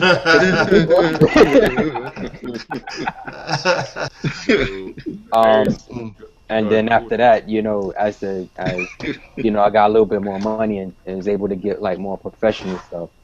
You know, you got to learn what the equipment can do first, and that usually takes, you know, some time. And then, you know, you got to still create on it, but you know. But you have to be willing to do it. You know. Oh yeah, most definitely. man. Oh man, what Kanye say? Stay in the house and make, you know, beats all day in the summertime. Right. Yeah, I was doing that. You know, with me, what I do, whether I was at GC or was what I'm doing now, is cats think they're going to, you know, whether it's one piece of software or they're going to drop a few grand on actually some decent equipment and put it in the house. They think they're about to bang out that night. Right. I'm like, No, sir. no, that's unrealistic. And you need to understand that. You need to understand that when you, no matter how much money you spent, no matter how dope you think you are, if you're just sitting down for the first time, you're going to be there for a minute. Yep. And you need to be willing to eat that humble pie and tell you, you know, let you know that the beats are whack, even though they're not trying to diss you, but you got to be able to accept that, go back, grow, and come back. And that's, you know, that's one of the things that over at CMA that I'm constantly working with, because when we do our homework assignment, you know, we put that in the podcast. We do a podcast based on the homework assignment. And there's been a lot of cats that come through that, you know, this is like their first, let's just say they've been making beats for 3 months or 6 months, and they jump in the podcast, and I listen to the beat and I actually give honest critique. I'm not a cat that's trying to step on anybody or make anybody feel bad, because that benefits nobody. So I'm giving you an honest critique, and at the same time, I'm letting you know, okay, well, if you go back and do this, or this time don't do this, or whatever. I'm giving you suggestions on how to improve. And I've actually had cats cancel their subscription because I said that their beat wasn't dope. Wow. It's like, dog, you have to be willing to accept that. Yeah. Let me. But are you? What'd you say? You're breaking really up over there, surprised? So are you really surprised that that's happening? No, not at all. Nah. I mean, but you know what? Because not everybody is built like us. Let's be real. Right. It's a generational thing. Where you know, us that grew up on chopping and listening to break. I mean, there's a level of patience that requires. I mean, first off, you have to have the love for the music, period, and then respect the art form. Then to sit there and to have the patience to sit there and listen to the record and go over it and go over it and go over it again and again, and going through just hours and hours of music. You could just be digging and just listening to just vinyl for hours before you even started making the beat yet. You know, right? But it's this add water and stir type of thing, you know, instant oatmeal, you know, beats. It's like you want to just, I just want to go ahead, turn this machine on and bang, in 5 minutes I got this heat. And this is like, it doesn't work that way. Like Doug, even to take it a step further to what you're saying, a lot of younger guys now don't comprehend that we had to collect like the drums, the sounds, right. Like, and I get people all the time on Instagram, Twitter, hit me up. Hey man, you want to trade some drums? I'm like, no. Like, I spent so much time like digging through these records, trying to find the drums, and collected them and kept them together over the years and fine-tuned them. I'm not trying to trade them with you. But the other thing is they don't realize how much they have at their disposal at this point, you know. And I think that when we find like younger producers, you know, that's coming up like under us, usually they'll ask us, okay, what are we doing and how do we do this? And the funny thing is, even if we tell them directly what we're doing and how we do it, what we use, it doesn't matter. It's like they're still looking for the cheat code. You know what I'm saying? Like, And we're Right. telling them there's no cheat code. This is what we had to do. We sat there, we tweaked our drums, we layered them, Mhm. we filtered, we EQ'd here, we cut here, we boosted there, and they're still looking for that. No, but there's got to be something you're not telling me. And I'm Right. like, there isn't. You still have Right. to have the love for it. You gotta put the time in. You gotta put the effort in. So but a lot of them don't want to do it. To build off of what you just said, I know myself, Gadget, CX, D. I know we're definitely 30 plus in the chat, and the reality with cats like us is we had one piece of equipment most likely. Yes, absolutely. It was an MP, Right. it was an SP, it was maybe a Triton or something like that, and that's all it was. Whereas nowadays, and going back to the whole downloading whatever it may be, you got access. Okay, just going back to Fruity Loops. Fruity Loops does come with some a nice amount of drums, a nice amount of instruments, and all these different effects and capabilities, like you say, with the time stretching and all that kind of stuff. We didn't have all of that. Nope. It was literally cats like Chops. yes, pretty much for cats like who I just named. Yeah. We had one piece of equipment, Mm-hmm. and you had to build off of that. That's And right. that's one of the things that I do every year with in our assignments.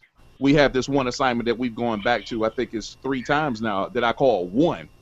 Because here's the reality of the game. If you had that one piece of equipment back in the day, you were forced to be creative with that one piece. You had to. Yes. So Because you had 10 seconds. yeah, Yeah, pretty much. SP. And what is it? 2.5 seconds per pass. You had Yeah. 10 seconds. You had to chop that thing up. Yeah, exactly. So how Pete Rock does not get the recognition Oh man. for like he did Troy on SP 1200. How the hell? How do you, man? Large Professor. And I've sped actually that tried up to real recreate Troy on FL Studio, and I was like, man, how did he do this shit? Yeah. I did it, but it took me probably a little longer than it took him. I was like, damn. Yeah, Large Professor did some unfathomable things on that SP. yeah, Him too. Yeah, but he was even like he learned it in like a day. Yeah. I was like, you That's better. dedication. That's crazy. Yeah, it took me That's about 3 dedication. days to learn how to sample on it MPC. I was like, just to get the sample. I'm like, well, how did? Okay, hold on. Right. Right. Man. great. Ooh. I got another question. How many of you guys do vocals at your home studio or wherever you're at? Absolutely not. Yeah, I can't. No. So I do. Cats will never know what I say. I'm going with this. I wanted to get people's Wait. You mean your vocals or other people's vocals? other people's voiceovers, Okay. whatever. Like what might like I bought this from American Musical. Mm-hmm. Oh, Just okay. wanted to see what Right. if anybody used the blue mic. I've never used it, but I've heard good things about it. Yeah. I've never Same used on it. that side. Okay. Yeah. But What do you guys think about the have you guys seen the video of the guy from the pharmaceutical company threatening Ghostface? Oh, it's Man, I saw that.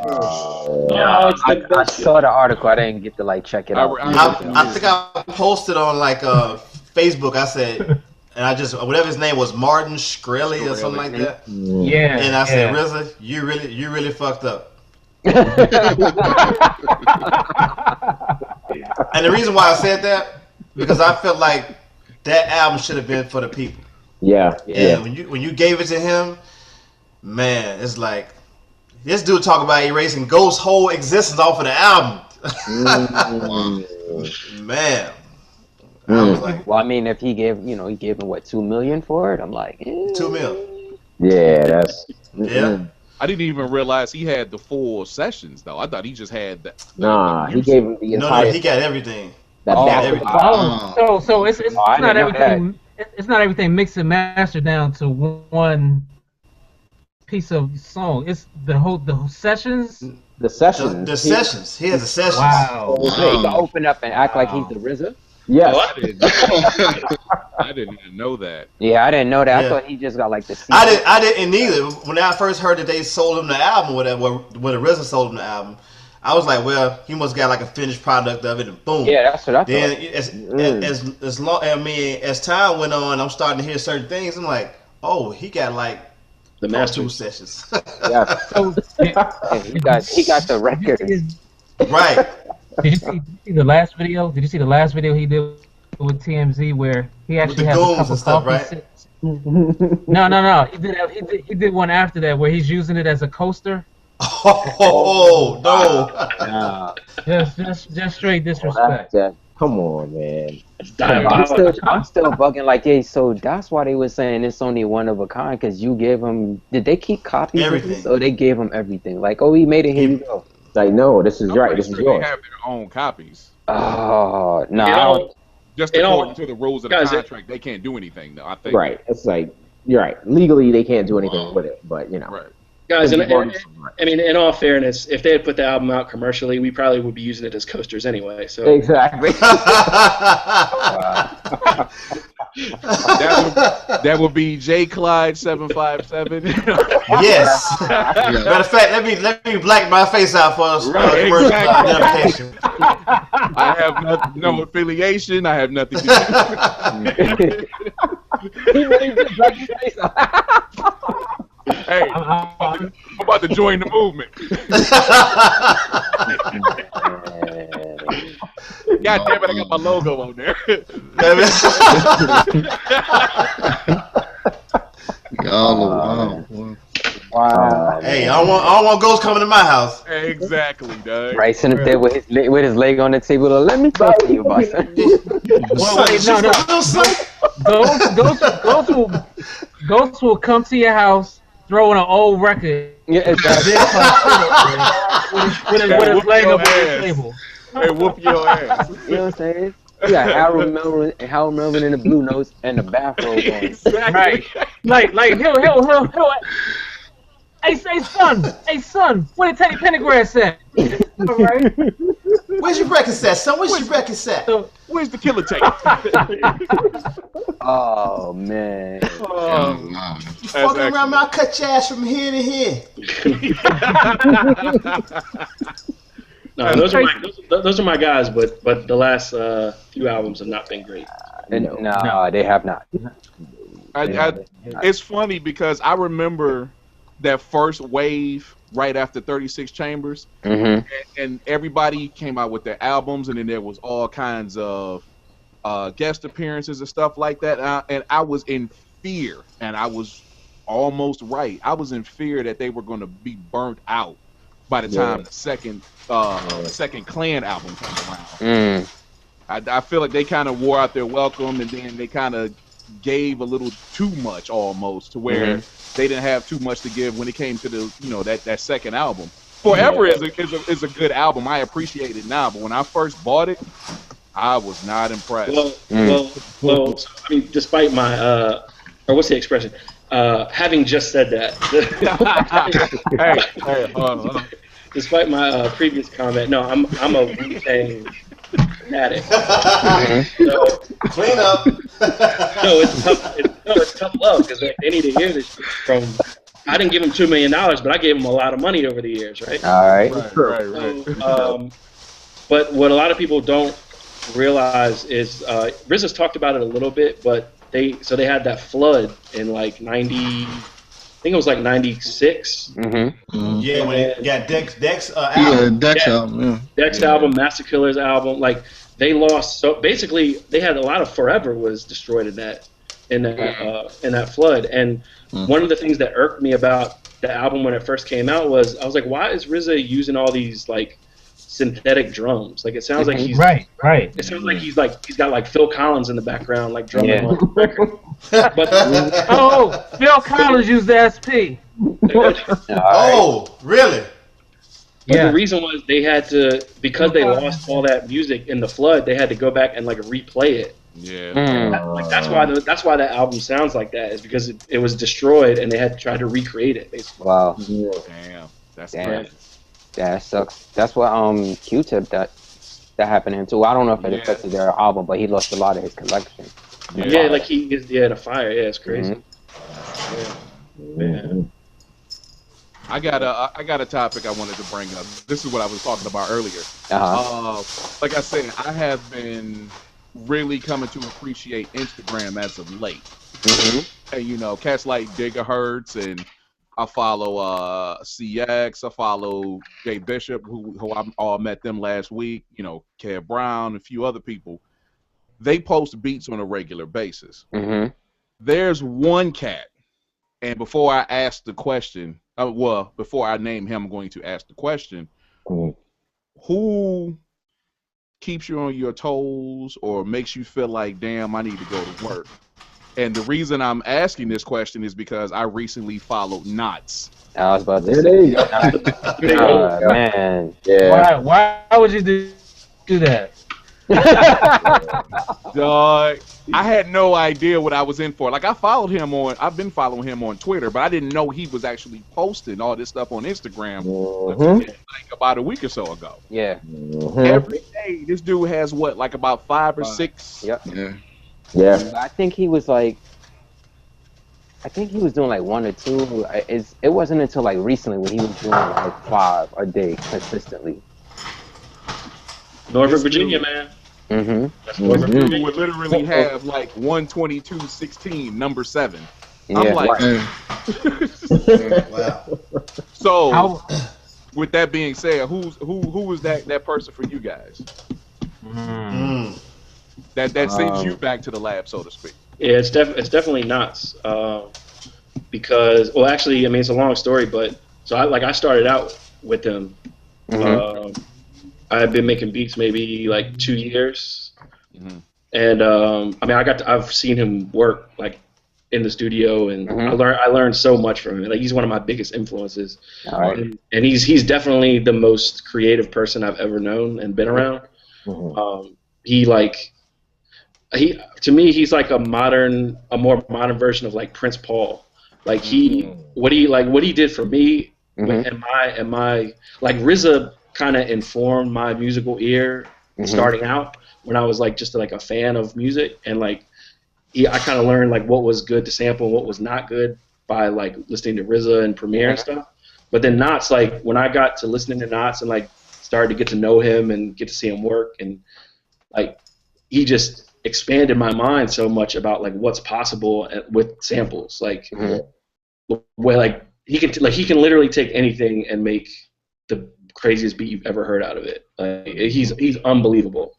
So he definitely every time I hear something from him, I'm definitely trying to make something as good or better, you know. And yeah, like it's been a blessing to like be able to see him work up close. Yeah, he's one of those guys for sure. When I did my behind the beats with Knots, a Stevie Wonder sample. Man, you are breaking up. Oh, yeah, man, you dipped out. I thought that was a dramatic pause. Yeah, you know.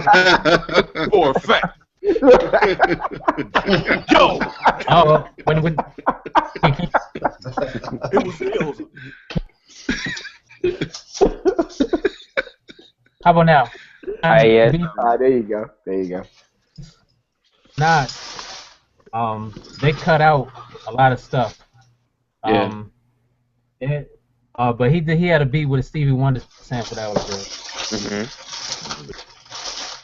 He's the way I try to explain it to people is that, like, I mean, I think I'm pretty proficient at making beats, but like if you gave me and him the same album, right? Like, let's say this is the album I'm working on right now. It's Black Ivory album.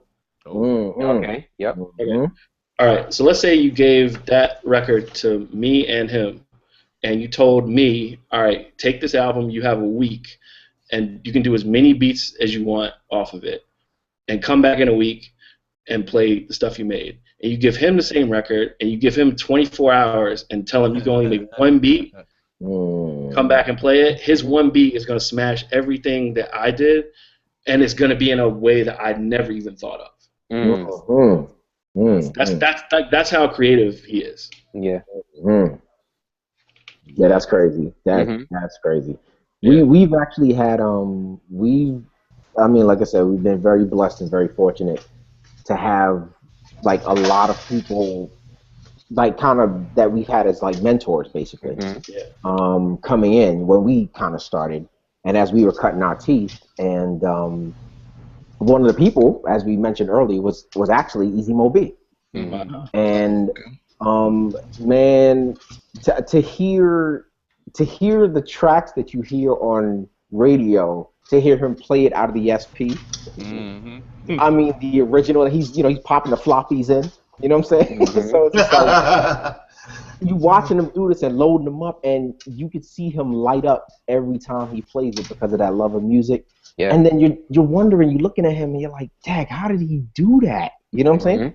So, early on it was folks like Mo, for us, and then it was, again, obviously the premieres, Pete Rocks. That's like, you hear how they chop something. Pete Rock was one of those like, how does he get this thing to sound so smooth? Like it's seamless. The chops were seamless. And so so not just that, just the stuff he layers stuff with. It's all it's in perfect pitch. And that's what got me. Yeah, you hear that and you're like, all right, now I got to get on mine. And it's like, but then, you play what you got and you're like, no. Try again. Right. So, yeah, man. But, yeah, it's like I said, we've been really fortunate, man, that we've been able to kind of be around these people that we look up to and listen to their records and have their records, Right. And so forth. And then to see how they did it, it was just like, oh man, like, and it doesn't matter. It doesn't matter how many times you see it. It's like, it's still just as amazing. It's just like, how did you do that? So, those are those guys. Like, I think that makes us when they do something, it's just like, oh man, all right, now I gotta go, turn on all the equipment, all the lights gotta come on now in the studio. Another one. Well, it's two. Another Norfolk, Virginia guy, Bink, always sends me back to. You said Bink? Yeah, Bink. That dude is insane. That's Norfolk. That's Norfolk as well. Norfolk as well. Right.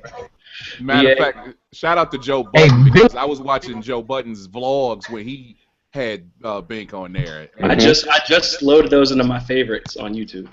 All right. Lord. I was watching his vlogs on a regular basis at that point because that was like when Slaughterhouse first started to come together.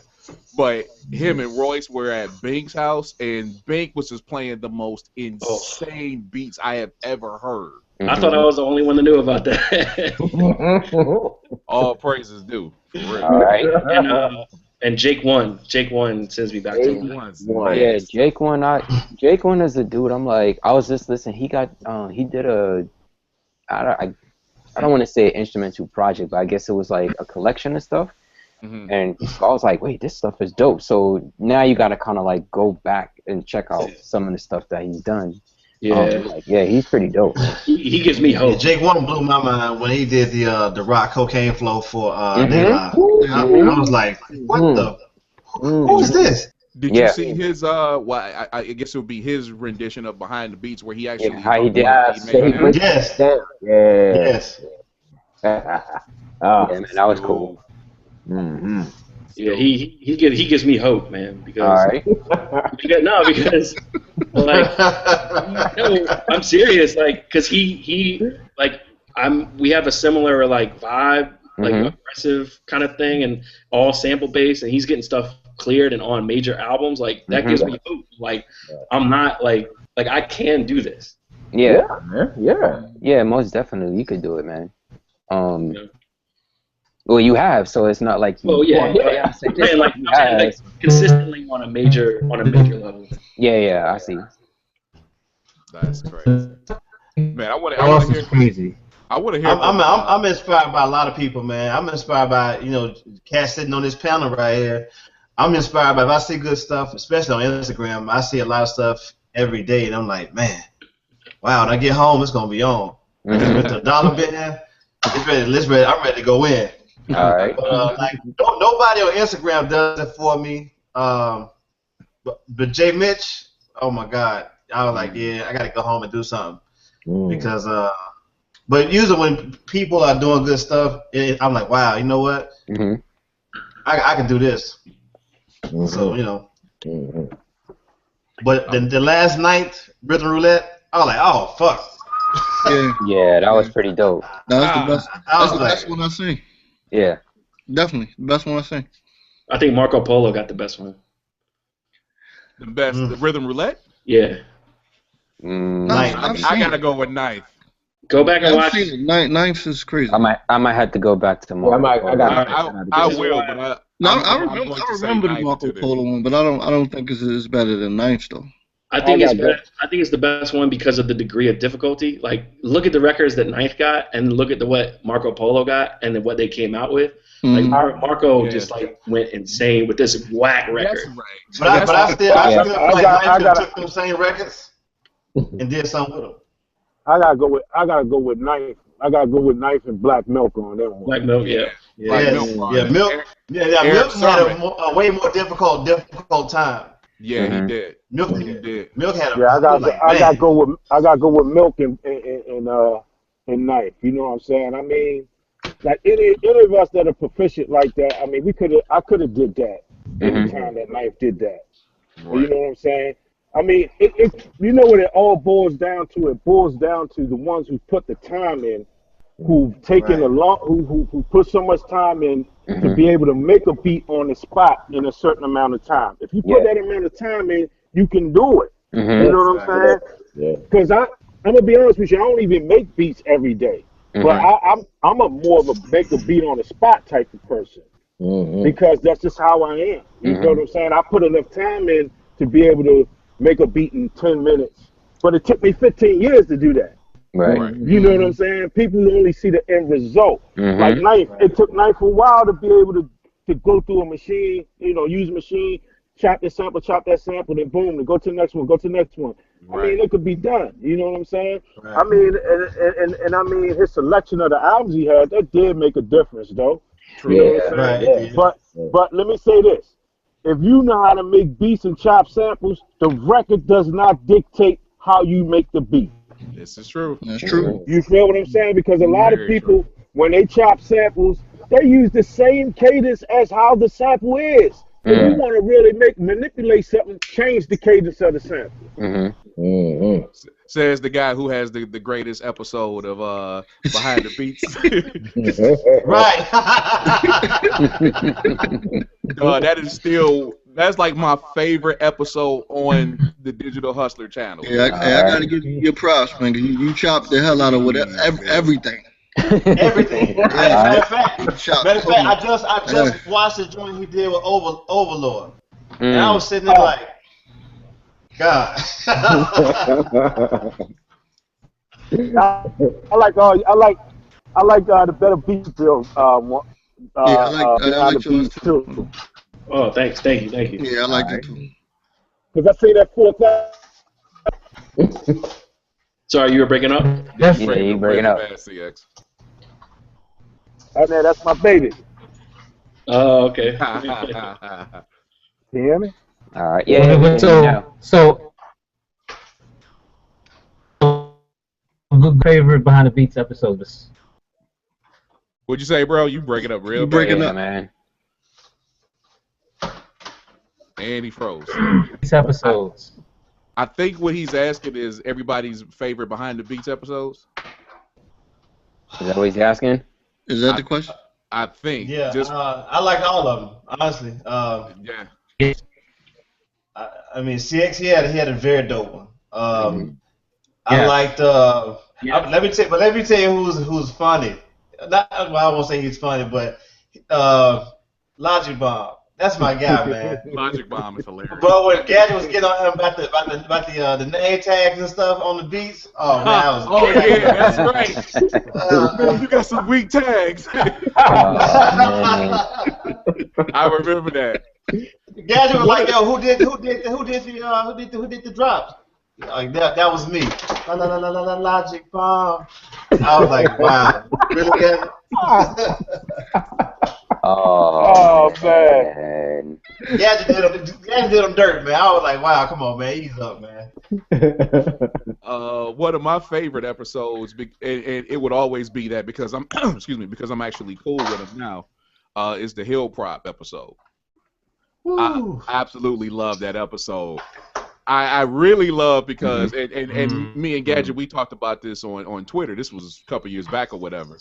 But I really loved when Gadget was like, "Oh man, you got Kenny Loggins up in here. What's up with this? He up here looking like Jesus and whatnot." And Hill Prop was like, "Nah, bro.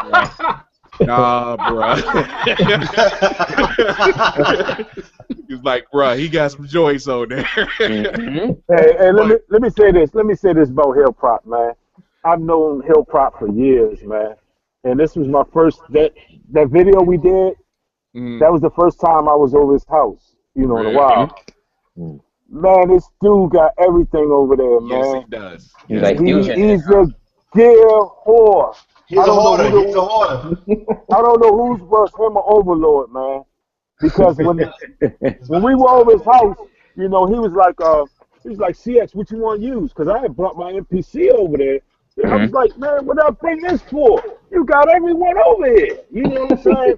So he was like, what you want to rock out on? I said, let me rock out on the SB1200. He's like, all right. So, he had the SB1200, the 3000, 2000 XL, 2500, 5000, MPC Renaissance, machine. Damn, he had everything. God, yeah, man. the rolling SP joints that he's been using Yeah, a lot. He got the 4-4. Yeah, he got all of those joints, man. And the thing about Hill Prop is this, right? Hill Prop will not take no digital drums. Oh, word? That's true. Nope, he won't. He won't take none because when I was over there, the J-Zone drums, the breaks, I used some of the J-Zone breaks, and Overlord was like, man, let me get them from you. I'm like, yeah, you can have them. Then I'm like, Hill Prop, you want them? He was like, nah, man, I want the album. So I'm like, all right. So yeah, he don't mess with nothing but vinyl, man. You want that warmth. Good man. Good man. Yeah, that's a bad dude right there, man. We were actually supposed to get an interview done for CMA, and we always miss each other, and it just hasn't clicked yet. But I'm happy to actually have an acquaintance with that dude. He's one of the coolest cats I've ever had a chance to kick it with. But his beats, and then going back to what CX said, this is one of my things that I will always admire about him. Is not only does he own everything, he can jump on anything at any time and bang out. It's no big deal. He knows how to use those joints extensively, man. So shout out to him, man, for real. Yeah, shout out to him. Talking about because Man, we're still listening. You freezing? I dropped off. Gadget, what was probably the first video I ever saw of yours? And of course, at the time, I had no idea, it was yours or who you were. And it's kind of, I don't know if it's officially a behind the beats, but it's kind of a default one. Is you were the guy that had the video of all the DMV dudes playing the beats for Fat Joe. Yep. Yeah, I remember that. That's around the time that I came in. I still remember that video because the reason I even found that video is because I heard a bunch of Mark Henry stuff, and I was like, wow, this dude is really dope. And I started searching for him, and he was one of the guys. He was one of the he probably had the best beats on there. I don't know who else was in there. Yeah, I'm not even sure. I still can't remember how I found the channel, but I came in around the time when Gadget was doing that whole series on all of the DMV cats. I think it was because Real Producers of the DMV or something. Yeah, exactly. And we ran down cats like Kamer and Al Green and all these cats. I mean, I was just amazed, and I sat there when I first came in and I found the channel. Because matter of fact, you had it on the site, and then you had some on the channel that wasn't available. Blah blah blah. But I remember going back and forth, and I literally over a couple of days, I watched everything you had available at that time. All right. I was like, yo, and I've been a fan ever since. Because again, as I said last week, I never had access or knew any of those cats. You know what I'm saying? Mm-hmm. Now, Yeah. I'm not missing an episode of anything that's released on digital. Nah, man. Mm-hmm. That's the good thing about the internet, man. It's like you could connect and see so much that's out there rather than doing the dumbness, you know what I'm saying, that some people do. Yeah. You want to get caught up in the gossip and stuff, so. But it's also good to have a good, like, a actual credible place to go, because, like, Right, exactly. you guys know, if you're on Instagram and you're looking for for beats to listen to, you're gonna want to stop real fast, because, like, 9 times out of 10 it's gonna be some garbage. And, like, go to YouTube, it's gonna be some garbage. You go to Twitter, it's gonna be some SoundCloud, it's gonna be some garbage. So it's good to have a place where you know you're gonna actually hear something that's worthwhile listening to. Exactly. Yeah, Exactly. definitely. Mm-hmm. Real talk. Man, what y'all listening to right now? I'm listening to a lot of Ross, man. Okay. And the reason is because they're placing so many samples on his records. Mm-hmm. So it's like, all right, if this is acceptable for this generation of fans, artists, and label people, then I need to be in tune with what is being through. Okay. So it's not like I think it's the greatest albums ever, but we just looking at what's working. That's all. Musically, though. Yeah, musically is really cool, man. It's really cool. Okay. I haven't listened to a full Ross record since I think it was Deeper Than Rap. I think that was the last one I listened to all the way through. Is he still getting the bulk of his production from what is it, the Justice League? No. Okay. The new album is pretty good. I like it a lot. Who's doing the Oh, production? Black Market. I didn't get to listen to Black Market. Black Market. Jake One got through 2 or 3 on there. Yeah. He got something from Primo. Sorry. He's got a Primo track too. No, Primo. No, it's not a Primo. Primo's just doing scratches on the track. Premiere. Yeah. Black Metaphor actually did the beat. Oh, okay. All right. I never listened to a Rick Ross album. Me. Ross got beats. He got You can pick beats. And truthfully, I kind of like Ross. Mm. I know the whole fake gangster cop stuff. Okay, fine, but I just like listening to dope music. Yeah. And like I said, in back the last, those couple of albums, Deeper Than Rap, and it was like one after that. Then he had a mixtape that was pretty dope. I think that was like his peak for me because he was, I think just like Jay-Z brought Nas back to Nas. I think when Ross was beefing with 50, that brought something up out of him, and he actually stepped his game up and started putting out a higher quality of music that I was really appreciating. That's just personally. Okay. Well, I wouldn't say he's the most gifted lyrically, but he sure knows how to fix the beats though. Oh yeah. I'm not saying I'm not a fan of him or nothing like that. I don't know about y'all, but I've been listening to a lot of Georgia A. Muldrow.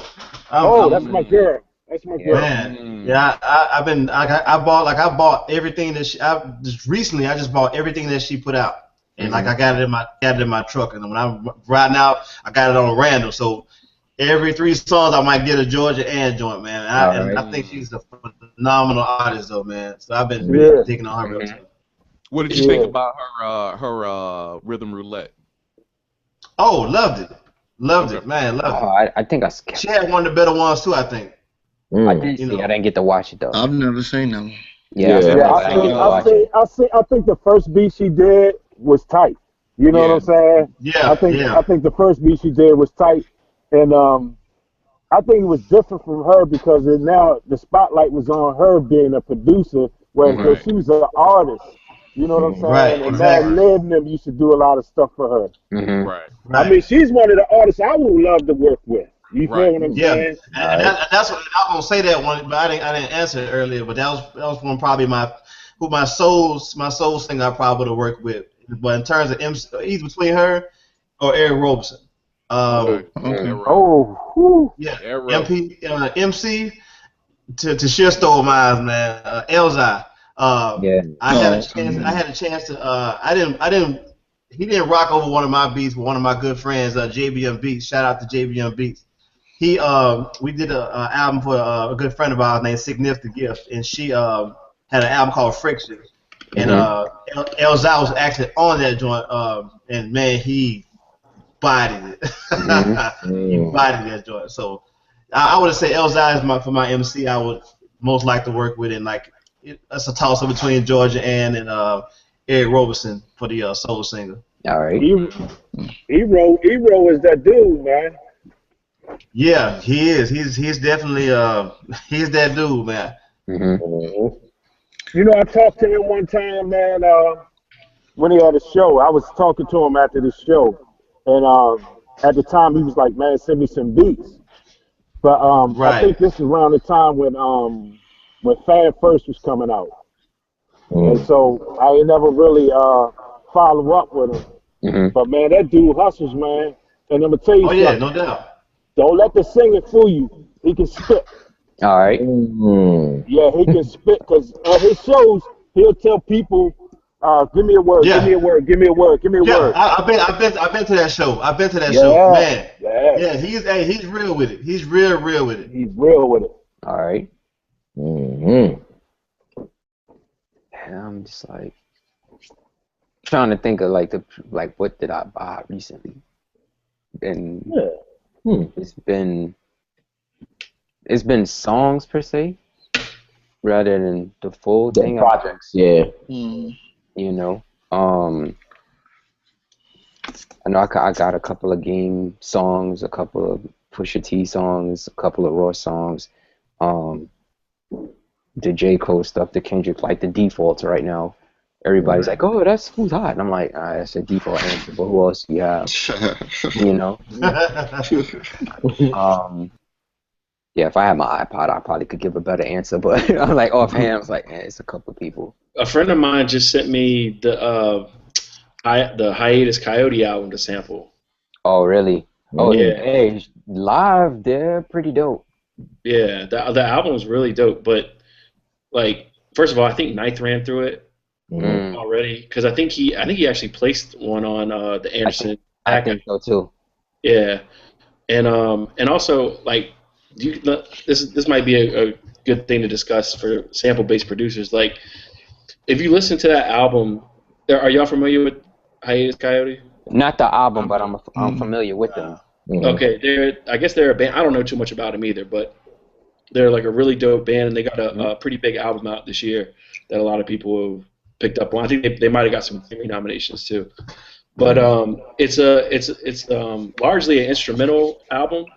It's real like funk, soul driven. It's all live instruments. But it's hard for me. It's hard to sample because it's almost like they set up their songs as if they're already beats, or like like they want people to sample it. Yeah. And I feel like if you and they EQ the drums as such, like the drums are just knocking on it. And for me, it's kind of like hard to sample that because it's like, well, they kind of already made a really dope beat out of it. Why would I mess that up? Yeah, why you mess with it? Yeah, exactly. Well, let me say this. I remember growing up, man, in the '80s, we used to have to grab open drums. Grab some drums off of there. You ain't gotta grab everything. Lift the drums. Yeah, well, that's the other thing too. That's a good point, CX, because groups like this that are conscious of sampling and how the record sounds in relation to sampling, they don't really leave the drums open. Like there's a couple little breaks in there, but they know what they got. Like, and they don't feel it. So like they know not to leave them open. Right. Man, I remember one time I had just bought Dwelle's album a couple years ago, and he has this song called Swank. I'm driving, and I hear the song come on. It's nothing but open drums. I'm stopping the car like, oh, wait till I get home. I took it home, man. Those drums. If you never heard that song, Google it. The opening part of that song, just open drums. Yeah. Shout out to all right.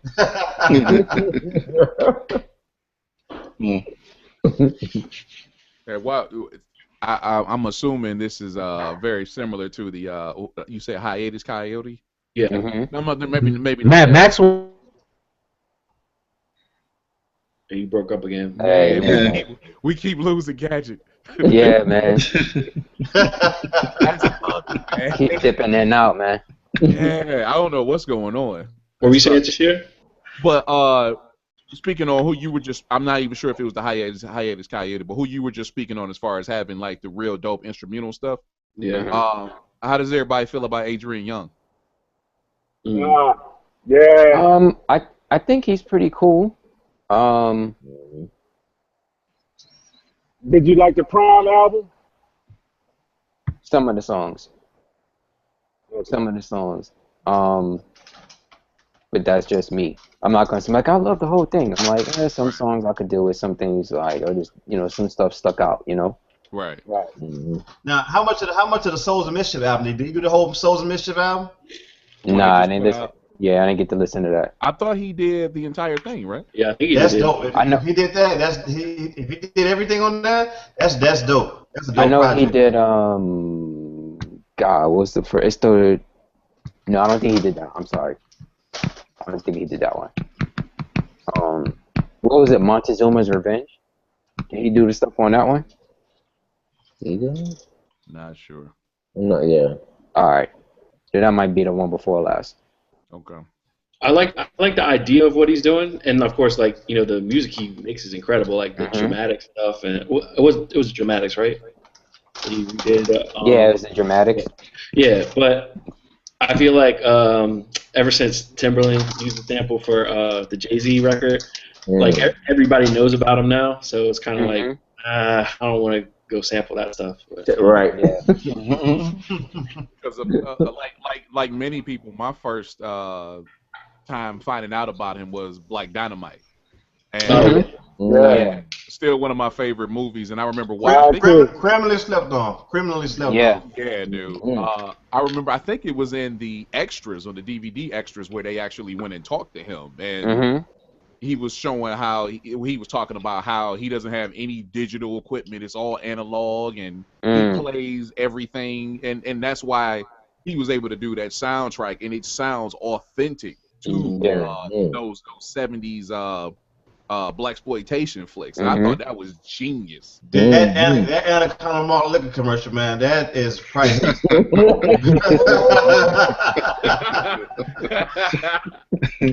Are you guys some of Adrian Young? I made a beat out of it too. Okay. All right. Hey, Gadget's back. Yeah. Hey, welcome to your hangout, brother. Thank you. Appreciate that. We've been waiting for your arrival. Man. Huh? Miss Mims had you doing some work or something, huh? Yeah, he kept losing connection for some reason. Like his mic wasn't coming through or something. Oh man, Man, we losing him again? that's like you freezing up. Yeah. Damn. That's Yeah, I think we lost him again. Oh, there you go. Yeah. It's a little choppy. Am I here? Am I here? Yeah, there you go. You are so in and out, bro. All right. Damn. Oh man, he keeps dropping out. Yeah. Oh, dude. All All right. again. We'll keep it rolling. So look, Right, it's true. I guess I kind of co-host. I guess.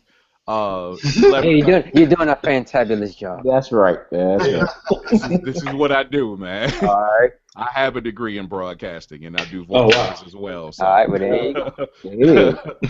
Listen, I host, our podcast over at CMA. I do our podcast, video and audio, and I do interviews. And this is what I do, so it's no big deal. All right. No wonder you're the only one with like the official broadcasting mic on the. You know what I'm saying? Everybody got The last podcast we did, we broadcasted in 4K. Everybody was doing analog. You know what I'm saying? Hey, man. Can y'all hear me now? Yeah, a little bit better. Yeah. All right. I need to hear some. I need to hear some beats from Jay Clyde if you got something lined up. That's why I was exactly where I get ready to go. I was like, it's 11:30. Let's play some beats. Yeah. Oh, let me see. I'm gonna wake my neighbors up now. Yeah. Let's go. Get them up. I saw Diggerhurst going through some 45s. What's up? Oh, I was going through the 45s for that. I found the. Let me see. I found the Be For Real Harold Melvin and the Blue Notes joint. That Ghost was speaking of. I found the 45. It is like 3 weeks ago. Oh, all right. So what I found is I think I posted it on Instagram or whatever. But this is like I keep this close by in case I got to get real with somebody. That's right. You got. You never know. Oh man. But I don't know how many people are familiar with like well a lot of y'all like somebody said that Pharoah Monch like their favorite artist they wanted to work with or whatever. But Pharoah Monch has a joint on one of his albums where I'm a real soul. I like soul music and stuff. I'm really a soul dude. But anyhow, he had a joint that he did with Dwele. It's like a part of a 3-act joint that they did on the. Oh yeah. So like you was talking about earlier, how you would sample a Jill Scott record on down the road, but we do that now. So I don't know if y'all can hear this, but I did the second song. I did the first song on that album. Wow. All right. Okay, yeah, okay. Oh, bet. The record, Free, it's called Free. Mm. That was like my first major placement. All right. Wow. No. Very nice. Tight. This is a Dwele song? No, he's saying at the end of the album they got this trilogy record where Dwele plays the trumpet on it, and like he sings these like crazy harmonies. Like I know the part he's talking about. All right. I'm looking forward to hearing this. You got it. Are you playing it right now, Digger? Yeah, 'cause we can't hear nothing. No. Hurts. Dropped off. Hurts. Did we lose him? No, he's talking. We have no audio from him though. Hurts. He probably switched his signal. We can't hear you. He's on mute. Oh, there you go. Okay. Nothing. I still don't see nothing. Somebody play something. How about now? Hey, there we go. Here you go. Oh yeah, All right. there we go. All right, let me see if I can. Can you hear it? No, can you hear that still? Nothing yet. Well, go ahead and try to figure it out. I'm gonna figure this out. All right.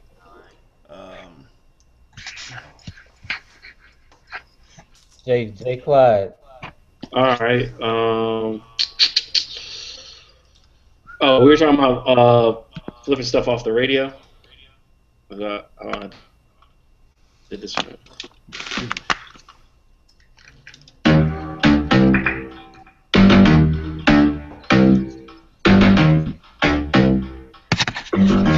First things first, I'm the realest. Rock this and let the whole world feel it. And I'm still in the murder business, I can hold you down. J. Clyde. Hold up. Do that, just like this, just like this. Just like this. Do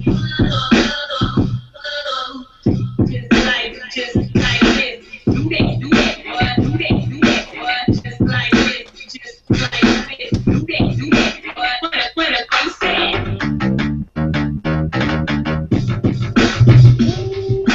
Oh my God.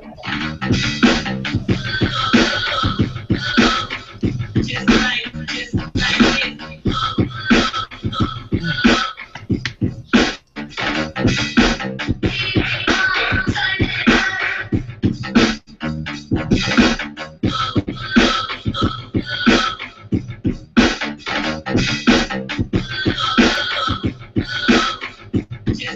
Just like this.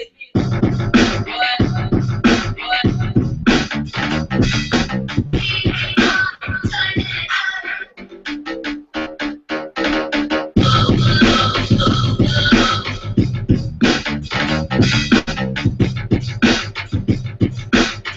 Google Hangout over.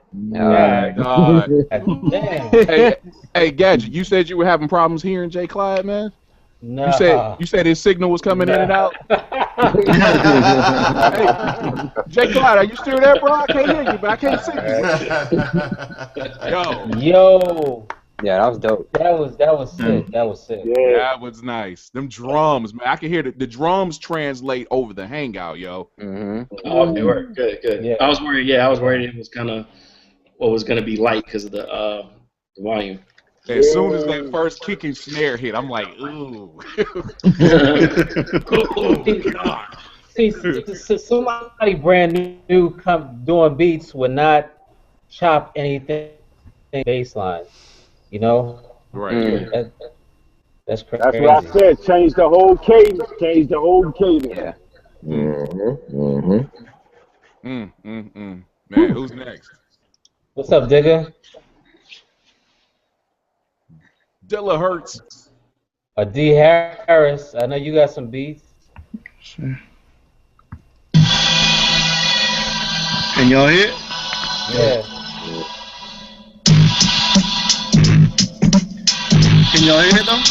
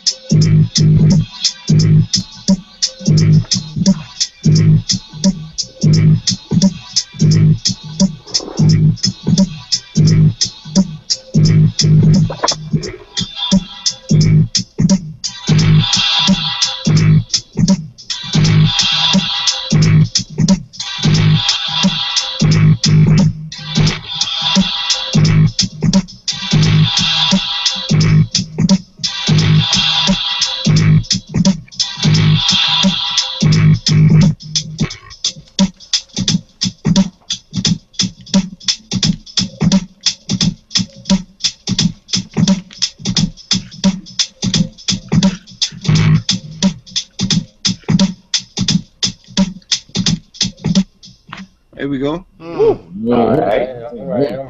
Hey. That bass is felt, dude. Thank you.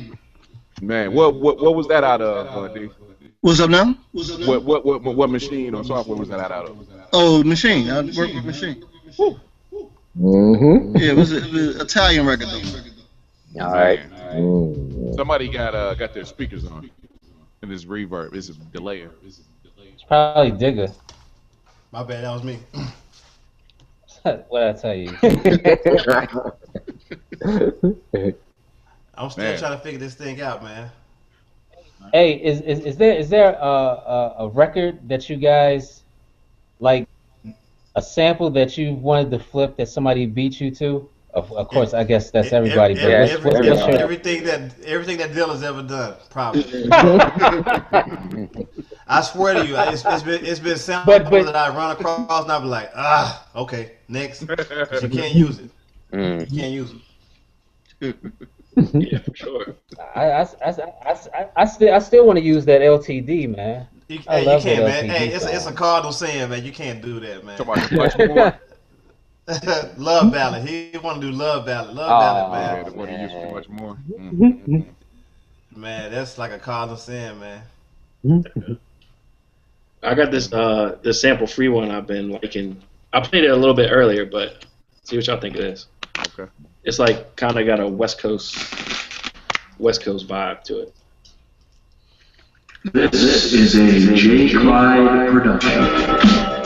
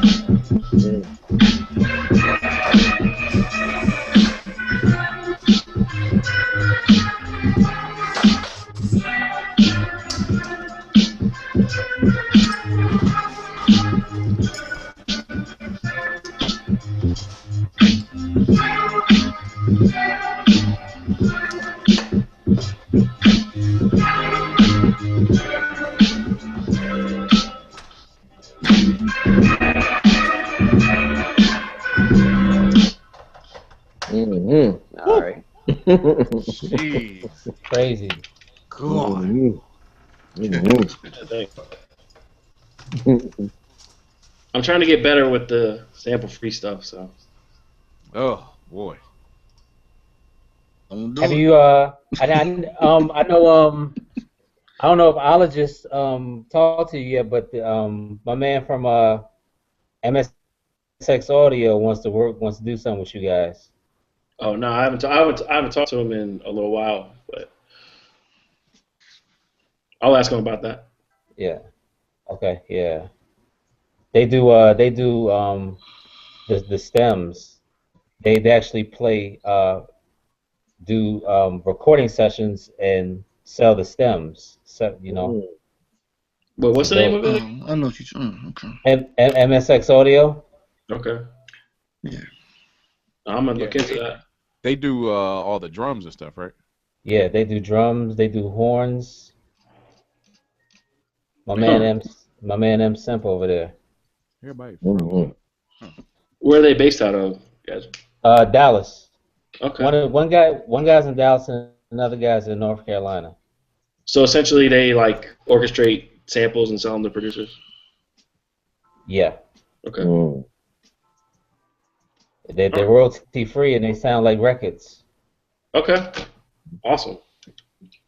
Yeah, I saw the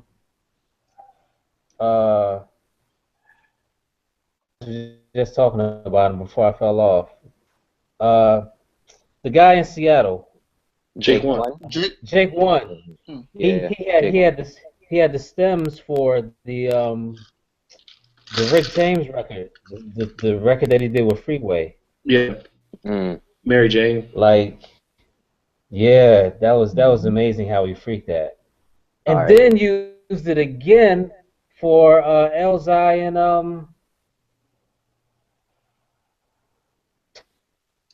fuck. What's the other rapper from Detroit? Not. Guilty Simpson. Yeah, I was about to say. I don't think he did it with Guilty Simpson though. White van music. Oh man. Well, I have to Google that. It's stumped nuts. I'm like, Yeah, the song was called Glow. Yeah. Oh yeah. Well, I heard it, but the version I heard it was him by himself. I think it wasn't T3 on it. No. Nah. Okay. But anyway, he killed that. Okay. A lot of those sections are out there though. Not like for people to just regularly download, but like if you're a producer and you can find those relationships, yeah, you can get a lot of sessions.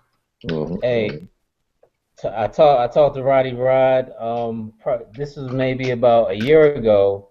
There's some Marvin Gaye stems on the dark web. Really? Michael Jackson too. He played me an instrumental of something off Thriller with Michael Jackson's like just background vocals. It's crazy. Oh, yeah.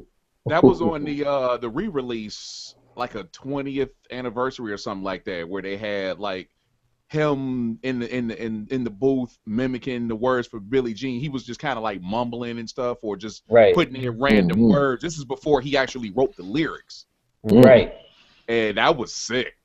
That actually came out as on retail. If we're talking about the same thing, that's what I'm thinking. It was like a anniversary CD re-release or something like that, and it had all these special features, and that was one of them. But the Marvin Gaye stems are crazy. Yeah. Crazy. Eric Sermon got some of those. I remember yeah, we know. Motown was doing a remix project, and they sent Kev Brown a Spinners record stem. I think it was You remember when they put out the project? It was a Green Lantern did a beat, Kev Brown did a beat. But they sent all Motown artist stems to all these producers. Really? They did something like that with Mo, right? Yeah. They did something like that with Easy Mo. We got to hear It was about a 11.5 minute version of Let's Get It On. Where, I mean, in the beginning of it, I mean, it's literally where Marvin is directing the band. And you hear him just talking. He's just talking to them. Okay, yeah, you're going to do this. Okay, do this. And you hear the bass kind of warming up. And then you just hear the bass player going first. And then Marvin is talking. And then he stops talking. And then some of the instrumentals just keep coming in. And then it literally goes for about 2 minutes before it gets to the song that we know. Where's and I'm this just like, at? crazy. Where is this? This was we did a session at Unique Recording a couple of years back, and Mo, they sent him pretty much, they did a duplicate of the masters from that actual session. So they sent him all of the stems, and I was just like, oh man, if we could just have some of that. I was just like, oh, hey, you know, siphon off a vocal. you know who else? You know who else has a lot of stems? Lord Kyle West. Who? The dude from Rockefeller. You talking about Chad West? One of my best. Who? Just Chad West. One of my Chad best West. behind the beats. Chad. He has a bunch of what's the guys from Philly? Damn. Gamble and Huff. I'm drawing a blank up. MFS. Gamble and Huff stems. Mm. Yes. Ooh. That ain't right. That would be amazing to have. Yeah, man. I think he's actually, like, I want to say he's related to one of them somehow. I think I remember reading something, it might have been in like Scratch Magazine years ago, where like he's got some weird connection to because he's from Philly, I think. All right. So I think he actually is related to like one of them. I think there's one of his one of the guy's son and him are real cool or something like that. Yeah, something like that. Yeah. But can you imagine having a OJ's stem or MFSB? Finesse got Teddy all that stuff. Finesse got all that stuff. Man. Are you serious? Man, he got I've played with the session to Emotions Blind Alley. Like you just had the drums. All right, time for you to log off. That just ain't right. You got crazy. Wow, yeah, that's crazy. You got crazy sessions.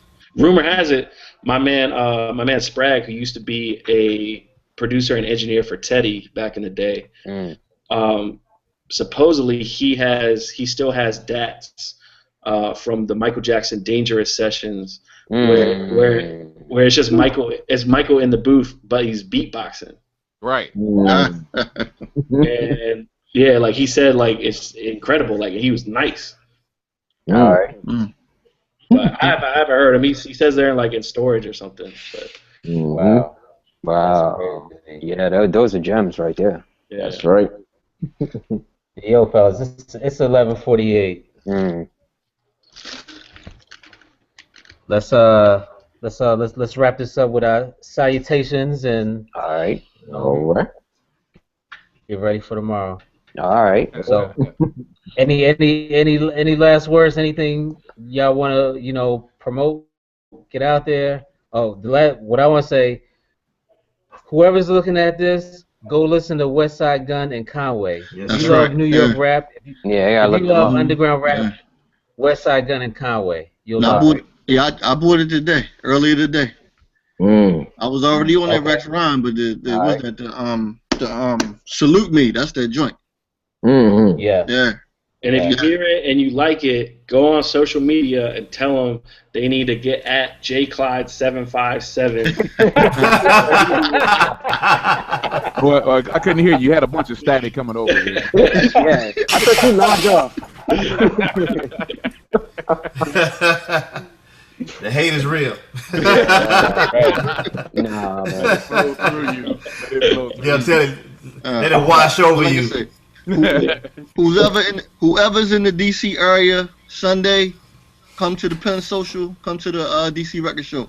Like I said, I'm gonna be there. All the rare overseas loops and breaks and joints is gonna be there. So definitely come through. All right. Nice. And visit officialcratemusic.com. Thank you. Gotcha. All right. Anybody else?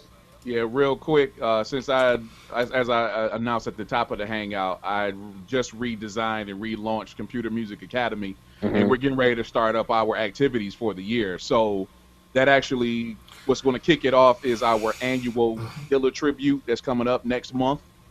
And right behind that is our beat battle called the Bang Show. We did that last year. That was really good. We're doing the second one in March. And in April, we're coming back with the weekly homework assignment, and we're going to run that to the end of the year.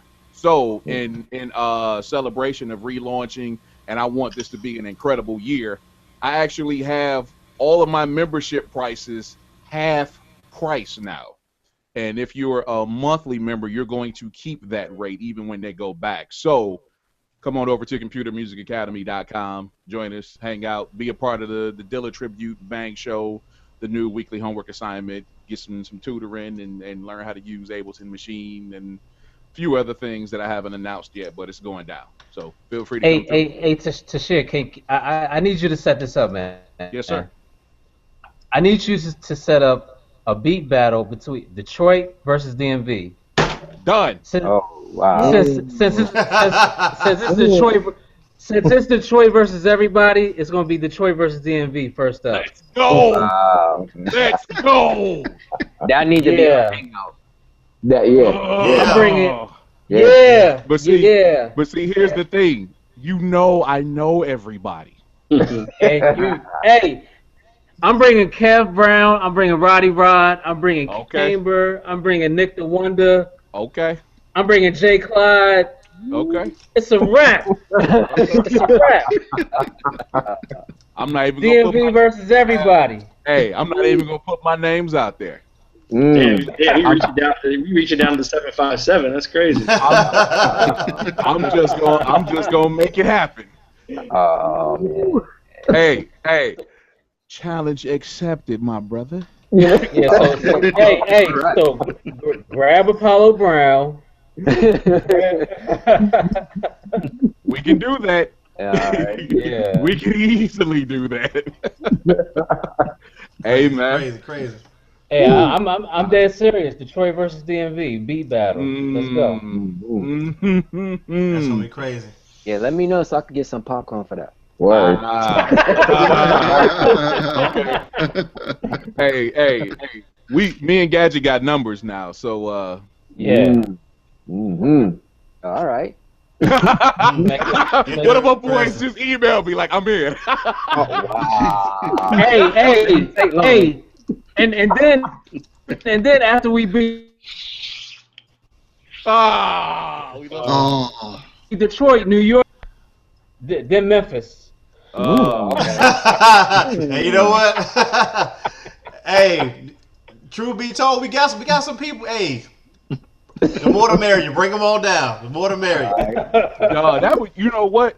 Battle or not, I would really love to just get a very dope showcase like that, straight up. That'd be crazy. That would be insane, dude. And do you know what kind of numbers that will pull? That's crazy. Lord. Woo. Yeah. All right. Hey. All I gotta say is you got my number. All right. All right. You got my number, bro. Aqually, y'all got something y'all want to promote real quick? Just pretty much we Chris Brown on tour. Right. man. Because you're doing the whole Mary J. Blige, her next album. No. Wow, you're not joking. All of Jill Scott's next album.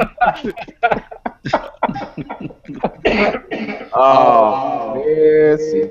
Well, we're working on a project right now. I mean, it's for network. We're just trying to get some finalization from it. We would like to talk about it, but it's not final yet. But when we do, we'll let you know. Yeah, Okay. we'll let you know what's up with that.